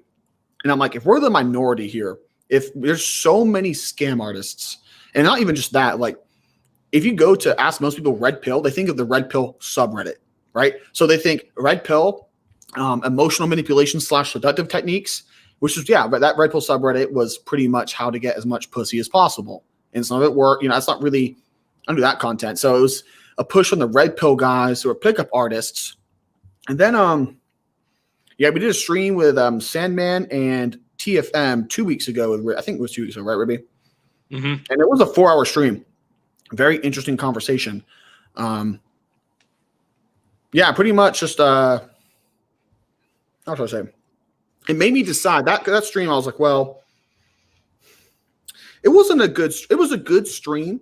It was slightly contentious, but I basically argued with these two, probably the biggest. I would say there's probably two of the biggest MGTOW content. I mean, definitely Sandman's. Everybody would say he's top 3. I don't know, but I argued with them for like an hour and a half about like sex bots and how they want to. I think one of them wanted to like project an thought, like an girl on the face of a sex bot. Another person was like saying, well, at one point I got called thirsty because I fucked real women. And at that point I was like, that was kind of like, because I had my boy over, a scientist who's not YouTube affiliated at all. He's actually one of the few people that knows who Undead Chronic is. And my boy's like, he's just looking at me like, bro, who the fuck are these people, man? And I kind of have the same kind of thing. I'm like, so like on the red pill side, pickup artists, and honestly on the MGTOW side, what they choose to do for themselves, like however you want to substitute women, I support you, right? I just don't understand people's need. It's almost like you make enough content, you see yourself as a messiah almost, and like, I'm going to solve the world's problems. Everybody needs to get this or use this as a substitute good. I'm just not, that's why I'm not MGTOW. I think everybody should have their own choice whether or not they want to have kids. I'm not going to say no one should get married. I'm going to say marriage sucks. Why the fuck would you get married? I'm not going to, but if somebody's just like, I weigh the decisions, I know all the risk factors and all that stuff, and I want to get married and have kids, I'm not going to tell him he's a cuck for that. That's his choice. Mm-hmm. Yeah, and going off that Chronic, in the end of the day, sex bots, real chicks, smash and dash, monk. We're here to kind of recommend, but we're not going to say, like, if you don't have sex bots, if you smash a real human woman, that's wrong, or you shouldn't do this, you shouldn't do that. You know what I mean? Like we're very kind of keeping it lighthearted, keeping it. You don't have to be so serious and so. But, yeah, I would say the leaving of the Manosphere. It's just literally the war band, which is like me, Ribby, and Taylor, me and the two dudes I wanted to start making content with. It's just us saying, we're sick of being there's so many cucks in the Manosphere. There's so many scammers in the Manosphere. Like, look, man, I don't need to be called Red Pill or MGTOW or Manosphere to roast bitches. I could literally just roast I could just start roasting random shit I see on YouTube. Probably want to be as popular. I mean, who knows? But that's what we're really here is for comedy. We're not here to like fucking solve the world's problems. But how about you guys respond? We've been going off for a bit. Yeah, no. Listen, I think you're right. I think that the problem with the Manosphere, the state of the Manosphere is that you have too many cults of personality and you have too many people who are pushing too many agendas that are based on their financial agenda, right? Mm-hmm. So, while I know that, TFM is down for his sex doll and that's like his choice and that's great. I also know that, he gets some kind of affiliate kickback for that. So there's a financial incentive there as well. And I would assume that probably Sandman does in addition to that. But, Sandman, and I'm not saying this as an insult, Sandman has told me, he's schizoid. So he doesn't necessarily need to have the socialization that the normal male does.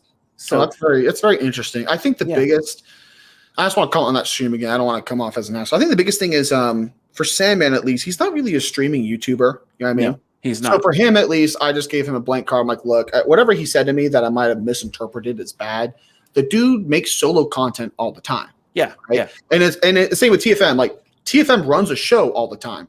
So he's very used to having to keep Spurge and lock or whatever it is. Well, so I think it was just a poor stream in like there's actual mechanics of the stream. Like it is the first time we streamed together also. It's not like a full like these guys suck. It's more just like no. I don't and I'm not taking that from it. And frankly, I don't, if you said that, I wouldn't agree with that. Mm-hmm. But what I'm saying is that you make a valid point in that, if you're on YouTube for a certain period of time, or you have a certain level of subscribers, or you have a super high level of engagement with a certain demographic of your subscribers, right? Mm-hmm.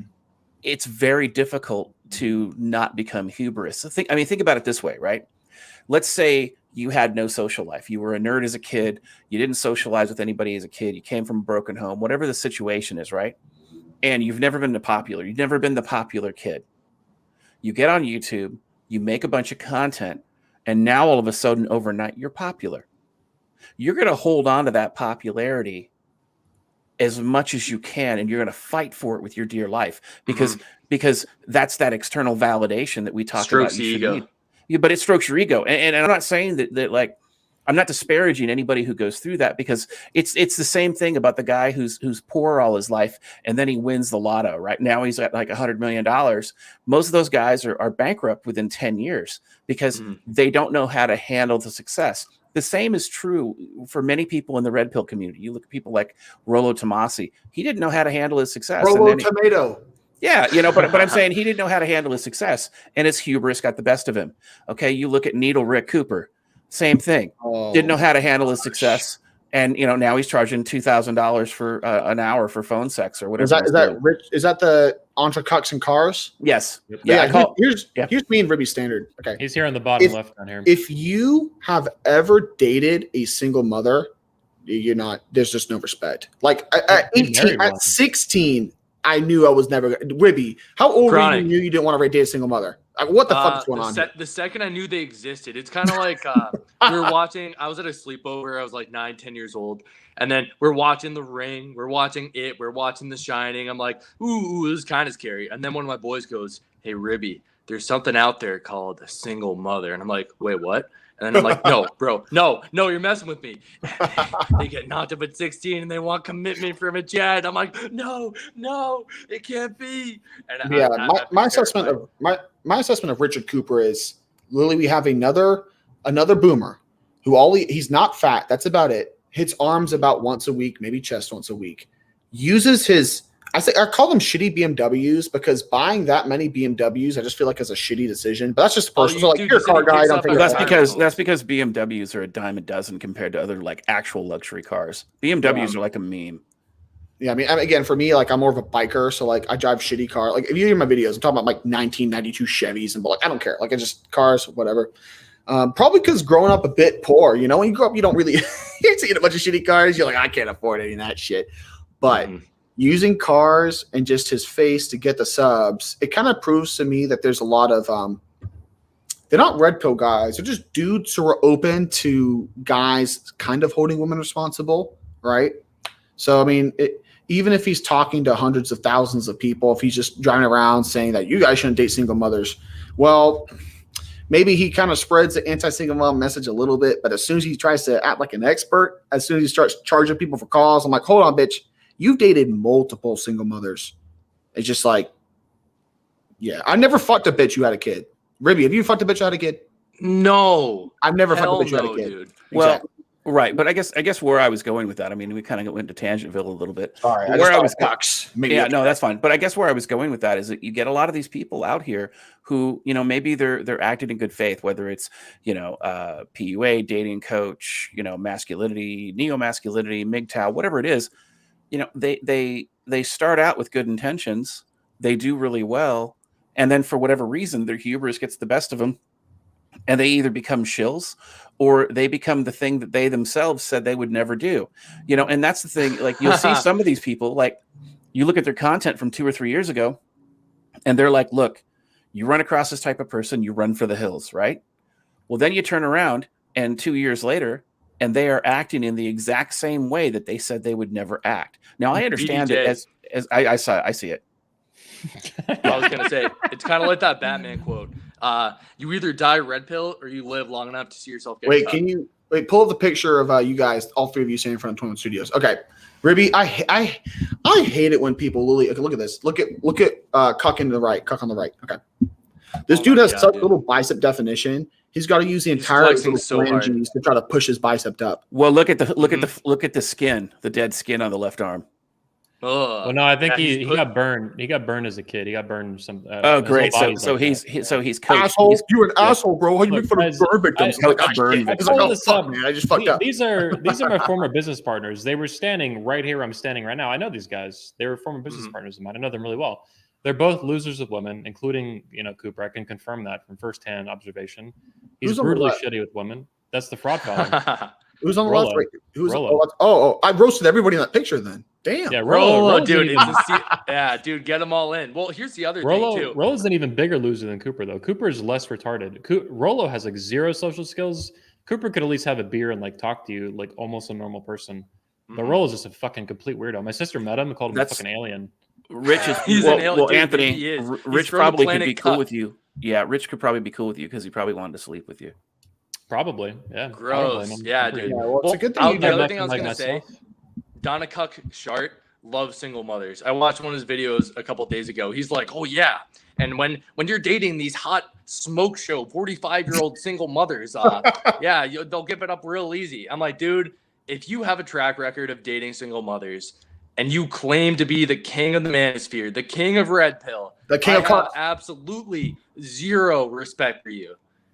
Zero. I've heard him called the King Kong of fraud. Actually, is what he is now. The King Kong of fraud. The King Kong of single mothers too. That's pretty good. Dude, my grandpa used to have a good expression, right? If I'm part from the Emerald Isle, right? The fast talking Irish. I'm part amphibian. Yeah, you can't bullshit a bullshitter. You know what I mean? Like if Ribby knows, he'll talk a lot of game, talk a lot of this, you know, joke around. I look at this guy. It's like a snake oil salesman. You could smell his BS half a mile away, dude. So full of it. And these guys too. Look at him flexing so hard in that picture, pushing the arms up. Let's talk about oils right now, right? So like you guys know essential oils. You guys know essential oil bitches. Yeah. So basically, Dream, you've met them in Florida, bro. Half of Florida is essential oil land. Got them bitches walking around the damn. And that's where Mrs. Sharp Mama came from. She came from Florida. She's a Florida woman. Yeah, Florida, right? these people will say that essential oil will cure anything, right? So like Donovan Chart, my philosophy will help you train a woman and keep her loyal to you. Okay, if I can give a pill, if I told you guys that I had a pill that would keep a bitch loyal to you, I would be showing my face on YouTube because I'd be so fucking rich. It wouldn't matter. Right? So this is like essential oils. These red pill pickup artists, scam artists, whatever they are, they're selling essential oil. Well, let me tell you something about essential oil. We just had a study coming out that says 15% of all seizures in the United States is linked to essential oils. Think about that. That's actually billions of dollars of healthcare costs because dumb bitches are selling their dumb bitch friends essential oil. That's what. But can you imagine? But can you imagine having sex with a chick and having her have a seizure at the same time? I mean, that's like something to write home about, right? I mean, Oh like my I don't God, know. I dude. guess it depends on like the kind of seizure and whether or not like Right, her puniti right. Hope clamps. we're not getting a but, like, blowy. She bites down. Oh, Yeah, you'd be God, done. no. You'd be done. No tears. you know, maybe that's why we need the sex dolls, so we can like pour some water on the plugins or start having a seizure, and you're just like, oh yeah, now this is the kind of bitch I want, cerebral palsy bitch, yeah. Well, here's the thing. Like I think that for certain guys who, their true force loneliness and things like that, I think those guys, I think sex dolls would be good for those guys. But I think that if you start, treating your sex doll like Wilson from Castaway, and you give it a personality and everything else, I wonder about that. Like, because not only you create an echo chamber, but I think that, you're potentially going to create other mental health problems for yourself. And I think that that's, in the long term, I think that the ramifications of that are potentially extremely unhealthy. Mm-hmm. Yeah, And you're still simping for puniti. It's just plastic. That's the only difference. That's right. That's right. I'm more like pro doll for I have like 3 reasons. First reason is I'm just supporting the industry because I know in 20, 30 years, like eventually there will be a sex doll that will get DDJ and Anthony Johnson, like, running out the door. This is a fact. Like you can't imagine it now, but like if you told a knight back in the day, hey man, your great grandson's going to be driving around in a steel horse, and it lives off of extracted dinosaur plants. They're going to be like, well, first they're just going to burn you to the stake because you're a fucking witch. But it's incomprehensible. But the idea, I do agree, there are some like.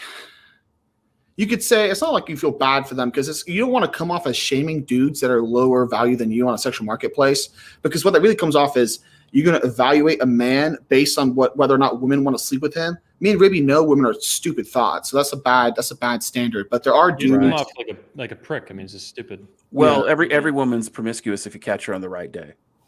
Yeah. And we got a comment I wanted to hit. A couple of us could hit. So I'll pull it up here and I'll read it and then I'll pop off on it. Gary Gunn says, will Undead say it on stream and endorse anyone paying $2K going to 21 convention? Will they? So before Undead hit this, hang on. First of all, number one, our videos are free to the world. If you don't want to go to our conference, I don't fucking care. Number one, don't fucking go. Keep your money. Unsubscribe. Hit dislike. Leave a nasty comment and get the fuck out of here. I don't fucking care. I don't need you. You don't matter to me.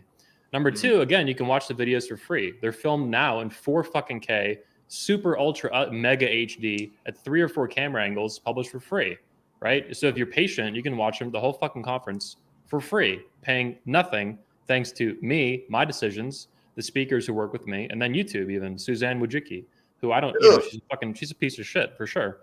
But she runs the platform, and at least for now, until we get banned or whatever, like Molly knew, we can publish the videos for free, and YouTube makes that, facilitates that for now. Mm-hmm. So these people bitching about what we do, fuck them.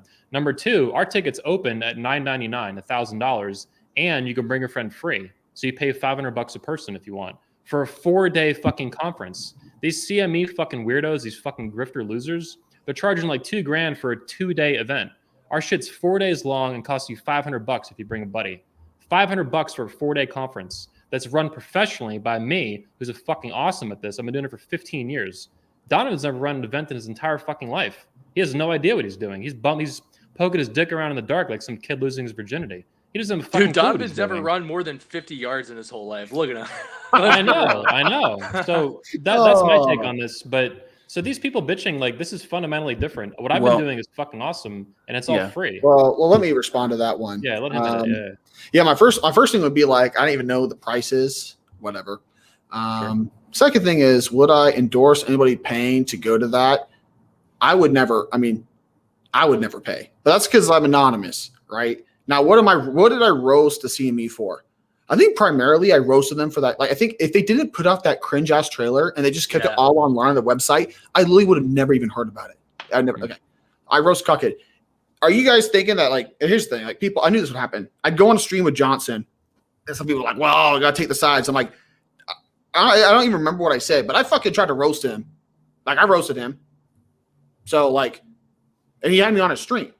So maybe if Donovan Sharp had me on a stream with him and took some like punches live and responded, It'll never it'd be a happen. little bit more fair. No. But like, Dude, Undead, it's I don't like I know, told like- you. I don't care that you. I like your channel. I like your. Well, I'm saying, content. like, most- I think most of what I- is immaterial. yeah, most of what I respond, I'm just responding to the cringe. I think honestly, it was who was this? Jack Murphy. I saw you had Jack Murphy on because he likes to flex like an alpha, and that's what made me want to Yeah. really. Because I was actually trying to roast Jack Mhm. Murphy, and that's the thing that's what triggered me when I saw him on your channel. I was like, fuck, this guy's got Jack Murphy and Bull Cuck. Because like actually, so I think you did a service to me. You're like collecting all these dudes together. I'm like, oh, perfect. I mean, I'll say this too. The 21 convention, people think I'm like super vetting the speakers, and it's not like that. I should do background checks, obviously. Had I known in Some hobo on the 2019, dude, I didn't. I look at their channels, I look at their content. I do There's some like basic homeless research, people coming obviously. on. I got my dick in my hand. What the But fuck? I Get him out of didn't. here. I didn't. You know, nobody knew. I think not me, not anyone else. That Donovan had a history of financial identity theft. Like, what the fuck? That was Oh, way. yeah. I knew Dude, he props had to the you. cocaine. You did your research. Yeah, on that him, you know? you were the one. Yeah, you literally were the one that. I mean, as I said, I'm a very lazy YouTube channel. You were the one that brought all this shit to us. So thank you very much for bringing the Welcome. evidence forward. Yeah, I care about the community. I care about the Manosphere. I found this when I was 17 years old in high school in 2005. I didn't start my business as a business. It was a hobby project for like 3 years. I was running this conference for free, making nothing off of it because I loved doing it. And it was a lot of fun. And people were like, hey, you should keep doing it. I didn't turn it into a business. I started in 2006. It didn't become a business until 2010, January. So for like, 3.5 years, it wasn't even a business. Like Well, I'm the yeah. grassroots. I went out picking up chicks with fucking balloon hats on, like some fucking stupid pickup artist, right?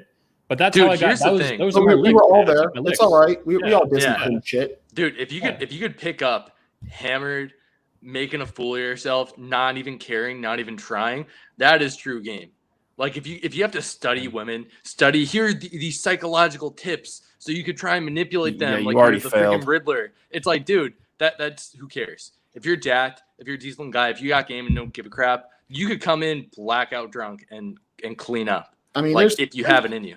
there's some like devious things you can do to like get hotter bitches on your dick, but Mhm. like if that's your main, like that, it can't be your main kind of, it's like a side move. It's like a little, it's like a, you pull it out randomly. It's like, if a girl rejects you, just like ask for her best friend's number, that kind of thing. Oh, Or yeah, like, classic find the going to best the friend or find two frenemy girls at the bar and then tell one of them that the other one asked you on a, to a formal party. That's all you gotta do.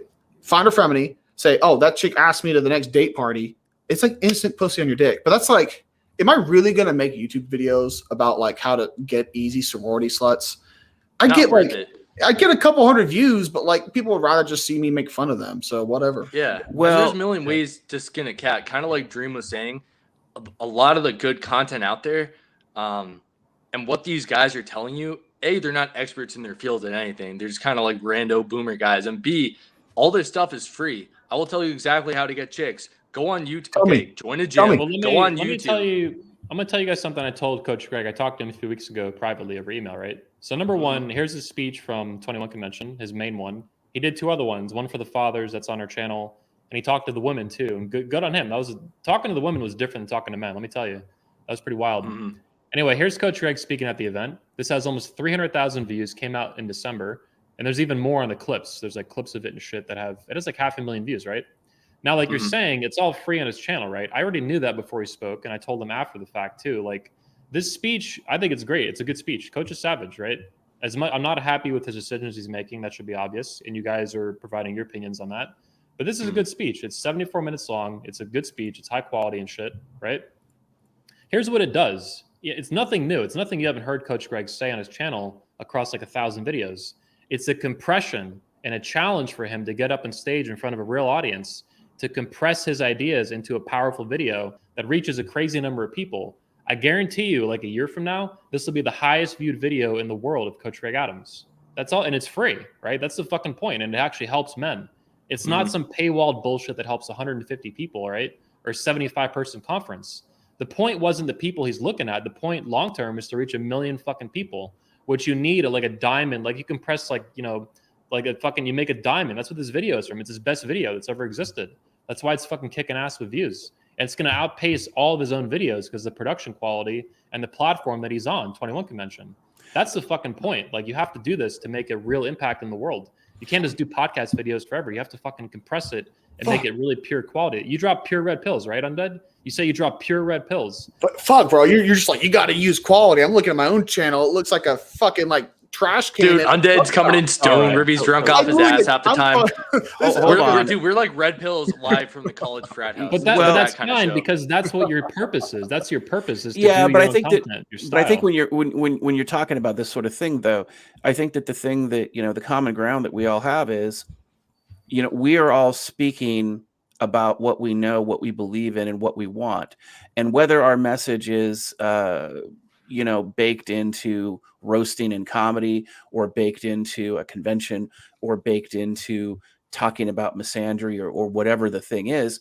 The issue here is that, do I support some of these, conferences? Not all the time. But the reason that I'm here today, the reason that, I went on Red Man Group initially is because, Anthony and I talked, and he's like, we need to unite all the tribes of the Manosphere. Yep. And what was interesting is that the second that Anthony, and I know this because I went down to Florida and I spent 5 weeks with you or some shit. It was a while. Oh my goodness, 5 weeks. Yeah. So That's my longest relationship. I stayed at Anthony's. Yeah, I stayed at Anthony's house, and we hung out and we sat and we drank and we bullshit and we did all our thing. But my point is that the second that Anthony started trying to unite the Manosphere and uniting the tribes in the Manosphere, all the grifters, all the shills, all the dipshits, they lost their fucking minds. And they had all these little bitch ass excuses about, oh, don't involve this person or don't involve that person. Mm-hmm. And let me tell you something. If you're a grifter, if you're a piece of shit, if you're a PUA and all you're trying to do is take advantage of men at their lowest point, yeah, go play hide and go fuck yourself. But when you're helping people and when you're sitting here saying, yeah, I'm helping people and maybe I'm getting compensated for it, that's a horse of a different color. But the thing is that, 2 and 3 years ago, when Anthony started doing this was probably about the summer of 2019, I think. Mm-hmm. When he started really doing this and really pushing this, that's when everybody started showing their true colors. Yep. That's when you started seeing all of this stuff happen. And I say this, because I've been watching it, with popcorn from the front row seat. And on top of that, they've attacked me. And it's not just come from the PUAs. It's not just come from the dating coaches. It's come from people within the MGTOW community that felt threatened. Well, I think Rollo's not a PUA. Even Rollo's red pill theory guy, right? He's not a PUA, and he goes after me too. And he hated DDJ. He hates DDJ. I think what the biggest, it's not like MGTOW or red pill or pickup artists. I think what it is dudes that wish they organized this convention instead of you. Yep. I literally, it's just straight up jealousy. Like, I honestly think like it hit the news, it popped off. I mean, I saw like some random news segment of you talking about it get like millions of views, right? So all these red pill, MGTOW, whatever, these guys, they saw that. And instead of like, I mean, look, if I want to enter the business competition with Dream Johnson, I'm going to do my conference, I'm going to brand it, and I'll roast him as Wet Dream Johnson. Okay, that's it. Okay. But the bitch shit. That's what his boyfriend does. You can't do that. That's what I'm saying. It's all the bitch shit that you're talking about that they're doing. That's like, they're just trying to bring you down and they're not even offering it's just a bad, I don't care. It's bad. They're not making a product. Right. They're just roasting you. It's just pure jealousy coming out. And that's the feminine shit. Like, look don't bring this person because blah, blah, blah. Don't bring Ribby the party frog. You drank all my beer last time. Hang on. Look how fucking jealous Rollo is. In 20, now our fans for a long time, some of them were fans of Rollo, some were fans of 21. They were confused when there was a big fight, right? We put out a 15-page statement. Rollo did his response, all this crap, right? A lot of them, though, turned when this happened. So in 2020, Rollo tried to do his own conference, right? Rule Zero Summit. But here's the kicker. At first, it was before our event by like a week or two. So in my view, that was hostile. That was aggressive, passive-aggressive action, right? Yeah, putting his own conference. Kind of bitchy. It got worse. Because then because the COVID hit, he had to reschedule it like we did to the fall. Here's what he did. He put it on the exact same fucking date. Our event was October 1st, what a coincidence. October 4th. What a fucking coincidence. So the attendees see this. A lot of guys who were in the middle, they're like, fuck this. Rollo's obviously a fucking asshole. I'm like, yeah, I told you guys. Who I the don't fuck reckon, like, put the who are all conference these in the people? exec- Like, I'm Dude, dead serious. Like, I don't know any of these guys. yeah, I saw the. Okay, wait, who's Myron Oh wait, Gaines? dude, there's a guy from Ants. He's Yeah, there. wait, Myron Gaines. I call him the. He looks like a ring-tailed lemur cuck, like a skinny little ring-tailed lemur. Or the Ant from Ants too. By the way, the Ant by the way, Yes. hang on. You guys know this meme that I was showing you earlier? This one, no refunds to Mossy. No. This is the Hey, funny one, the no refund. Listen, all right. Let me ask you guys a question. Have you ever Okay. seen any videos from this online? They were going to do a physical conference, and then they canceled that too, and then it was online. Same. They steal all their money. Is that what you're saying? There's no fucking evidence this shit ever even happened. They sold tickets. They sold tickets, man. No refunds. Rolo came out in August 1st or 2nd, 2020. He's like, hey, we're canceling the physical event. We're going to make it online. Same dates, October 2nd to October 3rd. No refunds, right? We're gonna take care of you with the online Zoom conference. That shit never even fucking happened. They just fucked all these dudes out of money. $600 for a Zoom conference. I think what they did. Dude, you I got think what they did. high escort for a couple hours for that. It's a scam. It's a scam. That's why I call them now. Hang on. I think what they did to save the chargebacks, they probably got a few chargebacks, and the ones to save the rest, they did one-on-one phone coaching. As I think what they did. I think that's what come on. Because Cooper charges. These guys suck up to them. It's a cult of personality. It's insane. Well, it's funny. You asked a question earlier. You asked about the state of the Manosphere. Yeah. And before we kind of went down tangent lane, but I think that the statements that you're making here, I think they really kind of tie in. So I agree with Chronic in that the Manosphere went mainstream. So like when I quit making videos in 2019 and I was doing my own thing, like I said, I had my head down, I was working a lot of hours trying to stack some cash so that I could buy my house on my one payment plan. I'm just swinging my dick right now with the news, by the way. It's fine. And anyway, my point is that, when I came back in, the Manosphere was mainstream. You had Tucker Carlson saying stuff like simp and cuck. You had mainstream media personalities who were actually discussing involuntary celibates, not from the feminist perspective, but from an actual, like, they were at least trying to touch on the conversation. And there were conversations that I was having, and specifically I know that I was having in 2018 that nobody was really talking about at that point, other than me and the few people around me. And those are mainstream conversations today, like what Chronic said, he's hearing kids say simp and TikTok videos and those types of things. And again, when you're out and about and you're watching, I watch the news still. So like I'll watch Tucker and I'll watch, some Fox Nation stuff. A lot of the stuff that I talked about wasn't being talked about at the time that I was, like when I was saying that, look, illegal immigration is an issue, but we really need to go after the traffickers because they're victimizing the immigrants as well. Now, a year and a half later, they're doing documentaries on this, on the exact same thing that I called out 2 years before. And so we see this in the mainstream media now. But here's the thing that I don't see. I don't see a lot of non-shill Manosphere personalities anymore. And like if you go on YouTube and let's be real, a lot of the stuff that the Better Bachelor is doing is MGTOW content from 3 to 5 years ago. Like I saw a video of his the other day that had 90,000 views. It was on the exact same subject of a video that TFM had done 4 years prior. Yeah. So, those types of things, they're regurgitating old content, which, whatever, more power to them. But my point is that with the exception of the people who are trying to do like the CME events or they're trying to do the shill events, the Manosphere people aren't talking to each other anymore. But when I first came online, I first came on YouTube and I started watching YouTube and things like that, people used to talk to each other. The content creators used to communicate with each other. They used to do collaborations with each other, not necessarily consistently, right? But they would cross over each other's audiences and they would find common ground and they would have a reasonable conversation and they would disagree on what they disagreed with.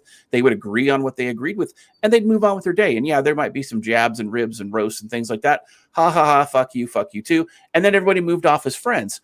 We don't see that anymore. About 4 years ago, maybe 5 years ago, people in the Manosphere, all of a sudden, they were taking the estrogen pill.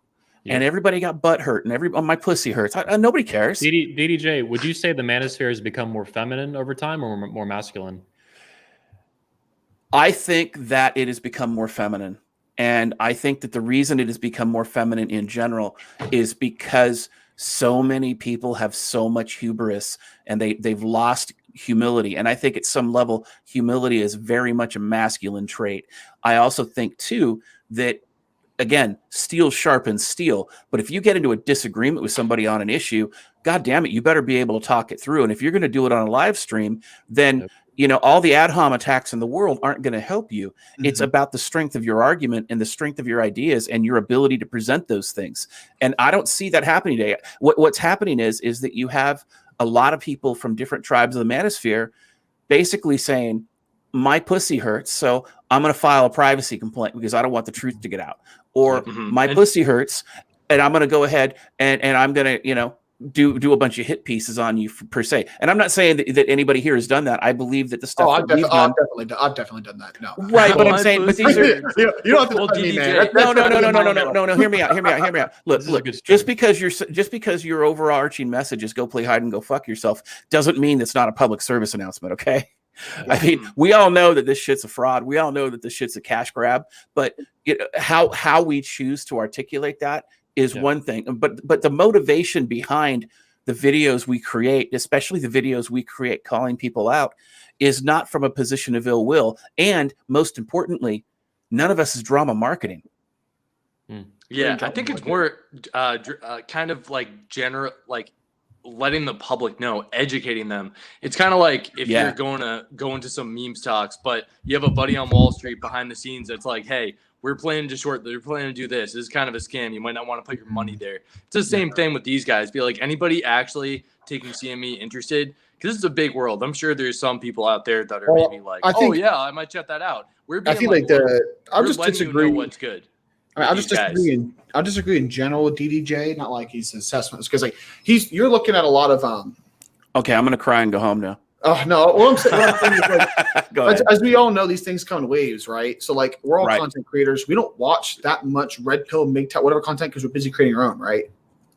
So like the new giants of the Manosphere, new giants, whatever, like they're still growing. Like we just don't, we don't follow them that much. Like literally Taylor the Fiend, one of my proteges, he's getting more views daily than me now. I'm like, once he makes more subs than me, it's gonna go from like the Undead Chronic warband to the fucking Taylor warband. I'm not ready for that. Damn. But here's the thing, like, I agree the old guard is cucking out. A lot of these guys are covering old stuff. But again, I think it's a problem of vision. Since the Manosphere has gotten bigger, of course it's gotten more feminine because you have more feminine dudes going in it. What kind of guy is going to go on YouTube within the first 2 years of YouTube and talk about how females are problems? Barbarossa. Okay, I wouldn't call him feminine. All these, but if you increase your population of people coming in, you get some more. It'll become more feminine in general. You just gotta, it sucks trying to find the diamonds, trying to find good content creators because you never know who's going to hit 100, 150K subs and then cuck.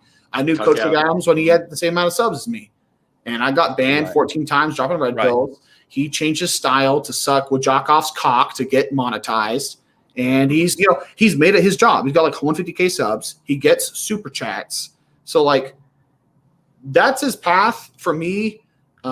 It's a cuck's path, and I roast cucks, so it's just like it's just well, you can't blame a shark for eating. You know what I mean? You're doing a public service. I support it, man. That's why I share your videos. It's good. Well, and we need that conflict. It's good. And let me kind of take a step back to clarify one thing per se. So when you're talking about red pill content, when you're having the conversation about red pill content, red pill is red pill is red pill. And there's only so much red pill information out there as far as that brutal truth about women and brutal truth about relationships and those types of things. Mm-hmm. But there are successful churches all over the country and all over the world, and they're all reading from the same hymnal. They're all pointing back to the same verses in the Bible. They're all doing, a book that's been written over 2,000 years ago. So if let's just say there was a red pill Bible, so to speak, and in some ways there is, and I always refer to the No Man blog from the early 2000s, and and a lot of the content and videos that have been created as a result of that. But I think that the other piece of that is that sometimes you'll have a content creator who might regurgitate that old content, and that's fine, but they reach somebody that maybe I won't reach. Somebody doesn't like the way I make videos, or they don't like my presentation, or they're like, God damn, he's a fucking boomer, or whatever they're going to say, right? Yeah. And so they're going to go ahead and they're going to be like, okay, well, fuck DDJ, but God damn it, I like the way Undead Chronic says it because it resonates with me. Now, it's no different than what I've said as far as the core message is concerned, but Undead Chronic's delivery may be more palatable to a certain demographic or a certain group of people. It's just like if you have an African American red pill YouTuber and they reach that community that maybe neither one of us can reach, And then, the nice thing is like with Anthony Johnson, I mean, Jesus, clearly based on his former business partners, he's done a good job of reaching the gay community. Oh my God, dude! That was a really good Hang speech, and then you just flip it on the head at the end. But I gotta drop a comment here. So we're talking about DDJ. You specifically brought up uniting the Manosphere and uniting the tribes, and I'm glad you brought that up because I want to hit on that. That's exactly what I'm actually pointing to in the speech. This is a tweet I'm talking about from Coach Greg Adams in the speech, and it mirrors where my stance actually is, and I think it's where Coach Greg's stance was. Now he seems to have changed it when money's involved and CME is involved. So now Coach Greg's talking about it's feminine to have conflict and it's feminine to fight in public, which is, I think, just retarded. It's completely wrong. It's baseless. It's stupid. It's nonsense. Your video calls it out pretty well, Undead. However, I think what's useful where we need peace in the Manosphere is between the tribes, the groups, men's rights, pickup artist dudes, dating coaches, to the extent they're not frauds, red pill, MGTOW, the MGTOW versus men's rights versus red pill, all that shit needs to stop. Individuals are going to fight. That's fine. That's men being men. That's masculine and fucking normal, frankly. And it's healthy to keep the community healthy. And when you have too much shit under the rug and not enough out in public, it becomes corrupt, like politics and shit. It gets disgusting. This shady, non-transparent crap. Yeah, but as far as uniting the Manosphere, the groups need to unite and stop fighting. And Coach Greg used to be about that. He used to be about that. And now he fucking gave up on it for whatever fucking reason. I mean, I guess you have to define what does uniting the groups mean versus you say red pill and MGTOW should be okay with pickup artists. I have yet to see a pickup artist video that hasn't compelled me to open OBS and let the bitch have it. Right. So I don't know.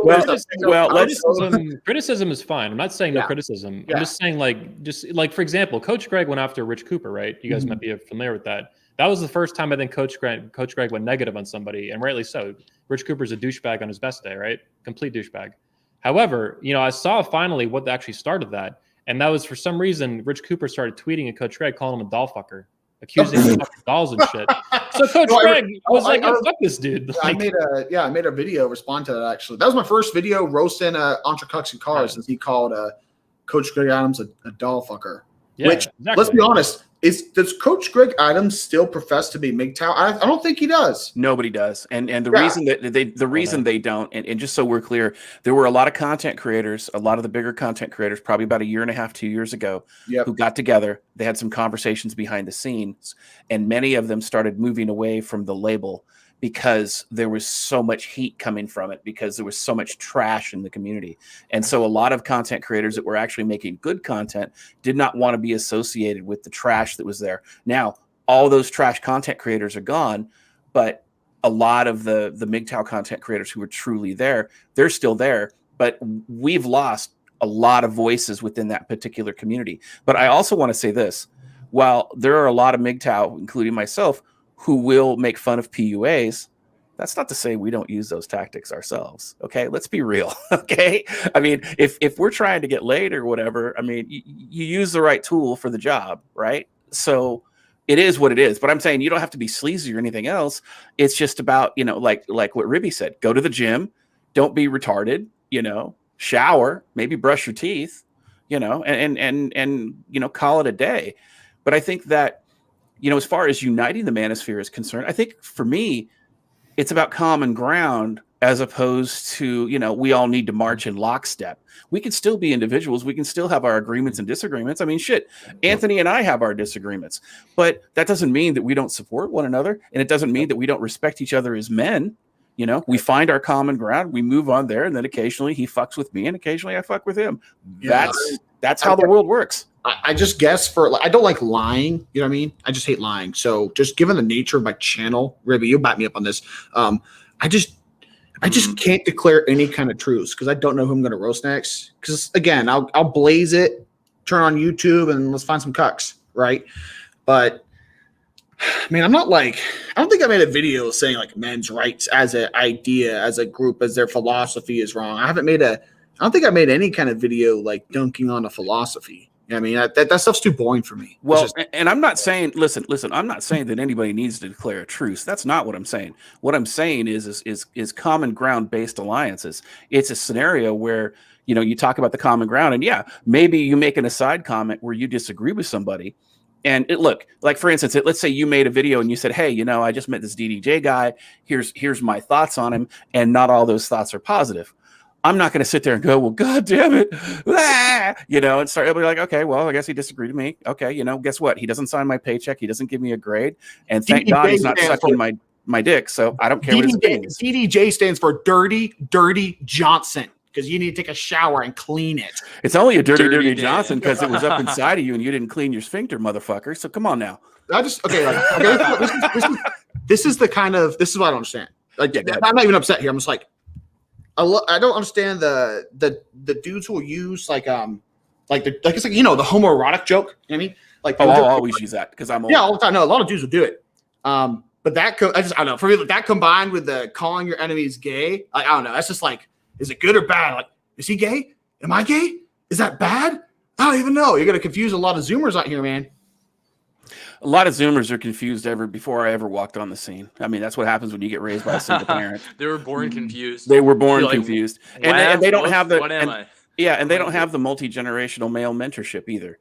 And they don't understand that, like, you know, yeah, the gay joke is funny and it's super old, you know, probably old as I am, you know, but my point is that I get all that. A lot of that shit's tired. So yeah, okay, whatever. No, I just thought it was funny given your other comments. I was just like, I fucked you in the dick. I'm like, wait a second. Wait, I thought being gay was bad. Right. But I guess for me, when I talk about it like that, you know, it's how you were raised, you know, like that was the comedy style you and your boys had in middle school. I get that. Yeah. Back when we, you know, didn't have electricity. Back when you could call people slurs and no one really, you know, would cancel you. Yeah. Right. The first time trust me, we were way worse back then, though. Gay was nothing. Gay was like the vanilla statement. We were so much more vicious. Oh God. Oh yeah. There's about the whole United League, man. I think the best way to do it, I mean, honestly, just having high production value. I think what 21 Studios is doing, and I'm more thinking about, like, I don't really watch it, but I don't watch much Red Bull content. I think it's the best way to do it. I mean, people having little beefs and little spats is whatever. For me, CME, it's just like the biggest collection of cucks in the past 5 years. It's like when the Spanish fleet were shipping out all their silver back in the day. Like, they sent it out like once every 3 years, and their fleet sank. Okay, and all them pirates, all those American pirates, Blackbeard, Black Sam Bellamy, bunch of crazy fuckers went down and went ham on some Spanish gold and silver. Okay, that's what I'm doing. There's so many cucks here, and they're all spreading around the little shared bottle of zinc. How could I not roast them? Oh, and here's the thing too, guys. Like, Chronic and I wouldn't go so hard on these guys if they were just sticking to their channel. They were sticking to whatever. The fact that they're making a conference for, again, one weekend, charging people $2,000, led by an okay, pause it. Wait, go back and pause it where you're in front of them all. Yeah, go back and pause it. Okay. Mid-40-year-old chick who's taking tons of sausage. Ribby, look at this. I will say, I would roast this. Just the way these guys are standing. Like, dude, especially we're all these old dudes. We're all those old dudes. I don't even know them all. Like, who are those dudes? The guy in the fedora? Oh, I love it. Fedora? Oh, no. Yeah, and I think also too. I think that's something that's also, I think, relevant. I mean, you know, and again, I say this as the old grandfather type, and you know, absolutely get off my lawn. But I just wanted it, kids, get off. Right, exactly. But my point is that, you know, because we have a society of children who've been raised by single moms, there is no multi-generational mentorship anymore. And there's a lot of things that a lot of guys of the older generation can teach people. And so, like, for example, and I've said this to Anthony when we talked about multi-generational mentorship and the importance of the extended family, was that parenting doesn't stop when your children turn 18. And when the children get married, you know, the mom and the dad on both sides are supposed to provide mentorship to the husband and wife children, right? Because they're adults. And when they have their first child, they're supposed to help them, you know, take care of the kid and mentor them and teach them how to be good parents as far as the skills are concerned. And sometimes when you can't talk to your dad for whatever reason, or you can't talk to your father-in-law for whatever reason, you know, that's when you talk to your cousins and your uncles and all those other extended family connections. The problem that we have today is that because so many of these families have been destroyed for a variety of reasons. Like we can go and we could tangent on that for another hour, but let's not. My point is that now we're in a position where we berate our elderly because they're old, or we berate those with more experience than us because we don't understand. And don't get me wrong, I think that's the job of every generation, because when the youth kind of roast the older generations, like your generation roasts my generation, for example, I'm a Gen Xer. It forces Gen Xers to really consider what's valid and what's not. And those people, because the thing that most people don't talk about is that as men, we should be lifelong learning. Yeah, we go to college, or we read books and we do certain things, but after we get into the workforce, we still have to learn. We still have to educate ourselves because we have to adapt. We live in a world that it requires adaptation, and that's not something new. That's something that's thousands of years old. So I think that the problem that we have today, at least in some portions of the Manosphere, is that we have this multi-generational gap where the old people are making fun of the young people and don't realize the great things that these young people bring to the table. And a lot of younger generations make fun of the older generation for no other reason than they're old. GDJ, I would argue that from what I've heard, some of the purest, most brutal red pills will come from like a red pill grandpa. Yep. You know what I mean? Yeah. Like the greatest generation, World War II, kind of like enlisted when he was 17, had the classic old school. So going from that to looking at the world now, it really is like you're from a different planet, basically, from how far we've come. And that's like the classic red pill, if you really look at it, like the way things kind of used to be. But well, I agree with you from a technology standpoint, but it's funny when you said that, it reminded me of the Sam Elliott scenes in We Were Soldiers, when they were saying, you guys are all family and Indians and stuff. I don't know if you guys saw the movie, but then Sam Elliott's the grandfather who was in World War II, and he's like the sergeant, and he looks over there and he goes, any one of you sons of bitches calls me grandpa and I'll kill you. Nice. Yeah. Damn. Well, guys, it's been a good stream. I think we'll start winding down. It's been over 2 hours now. I really appreciate having all of you on the show today. Undead, both of you guys, everybody, DDJ coming back. Like I told you, Undead, like I don't mind getting roasted and criticized and shit. It doesn't matter to me. Either you're right and you're right, or you're wrong. So it is what it is. Well, you don't really. It's not really a roast. It's more of a comment.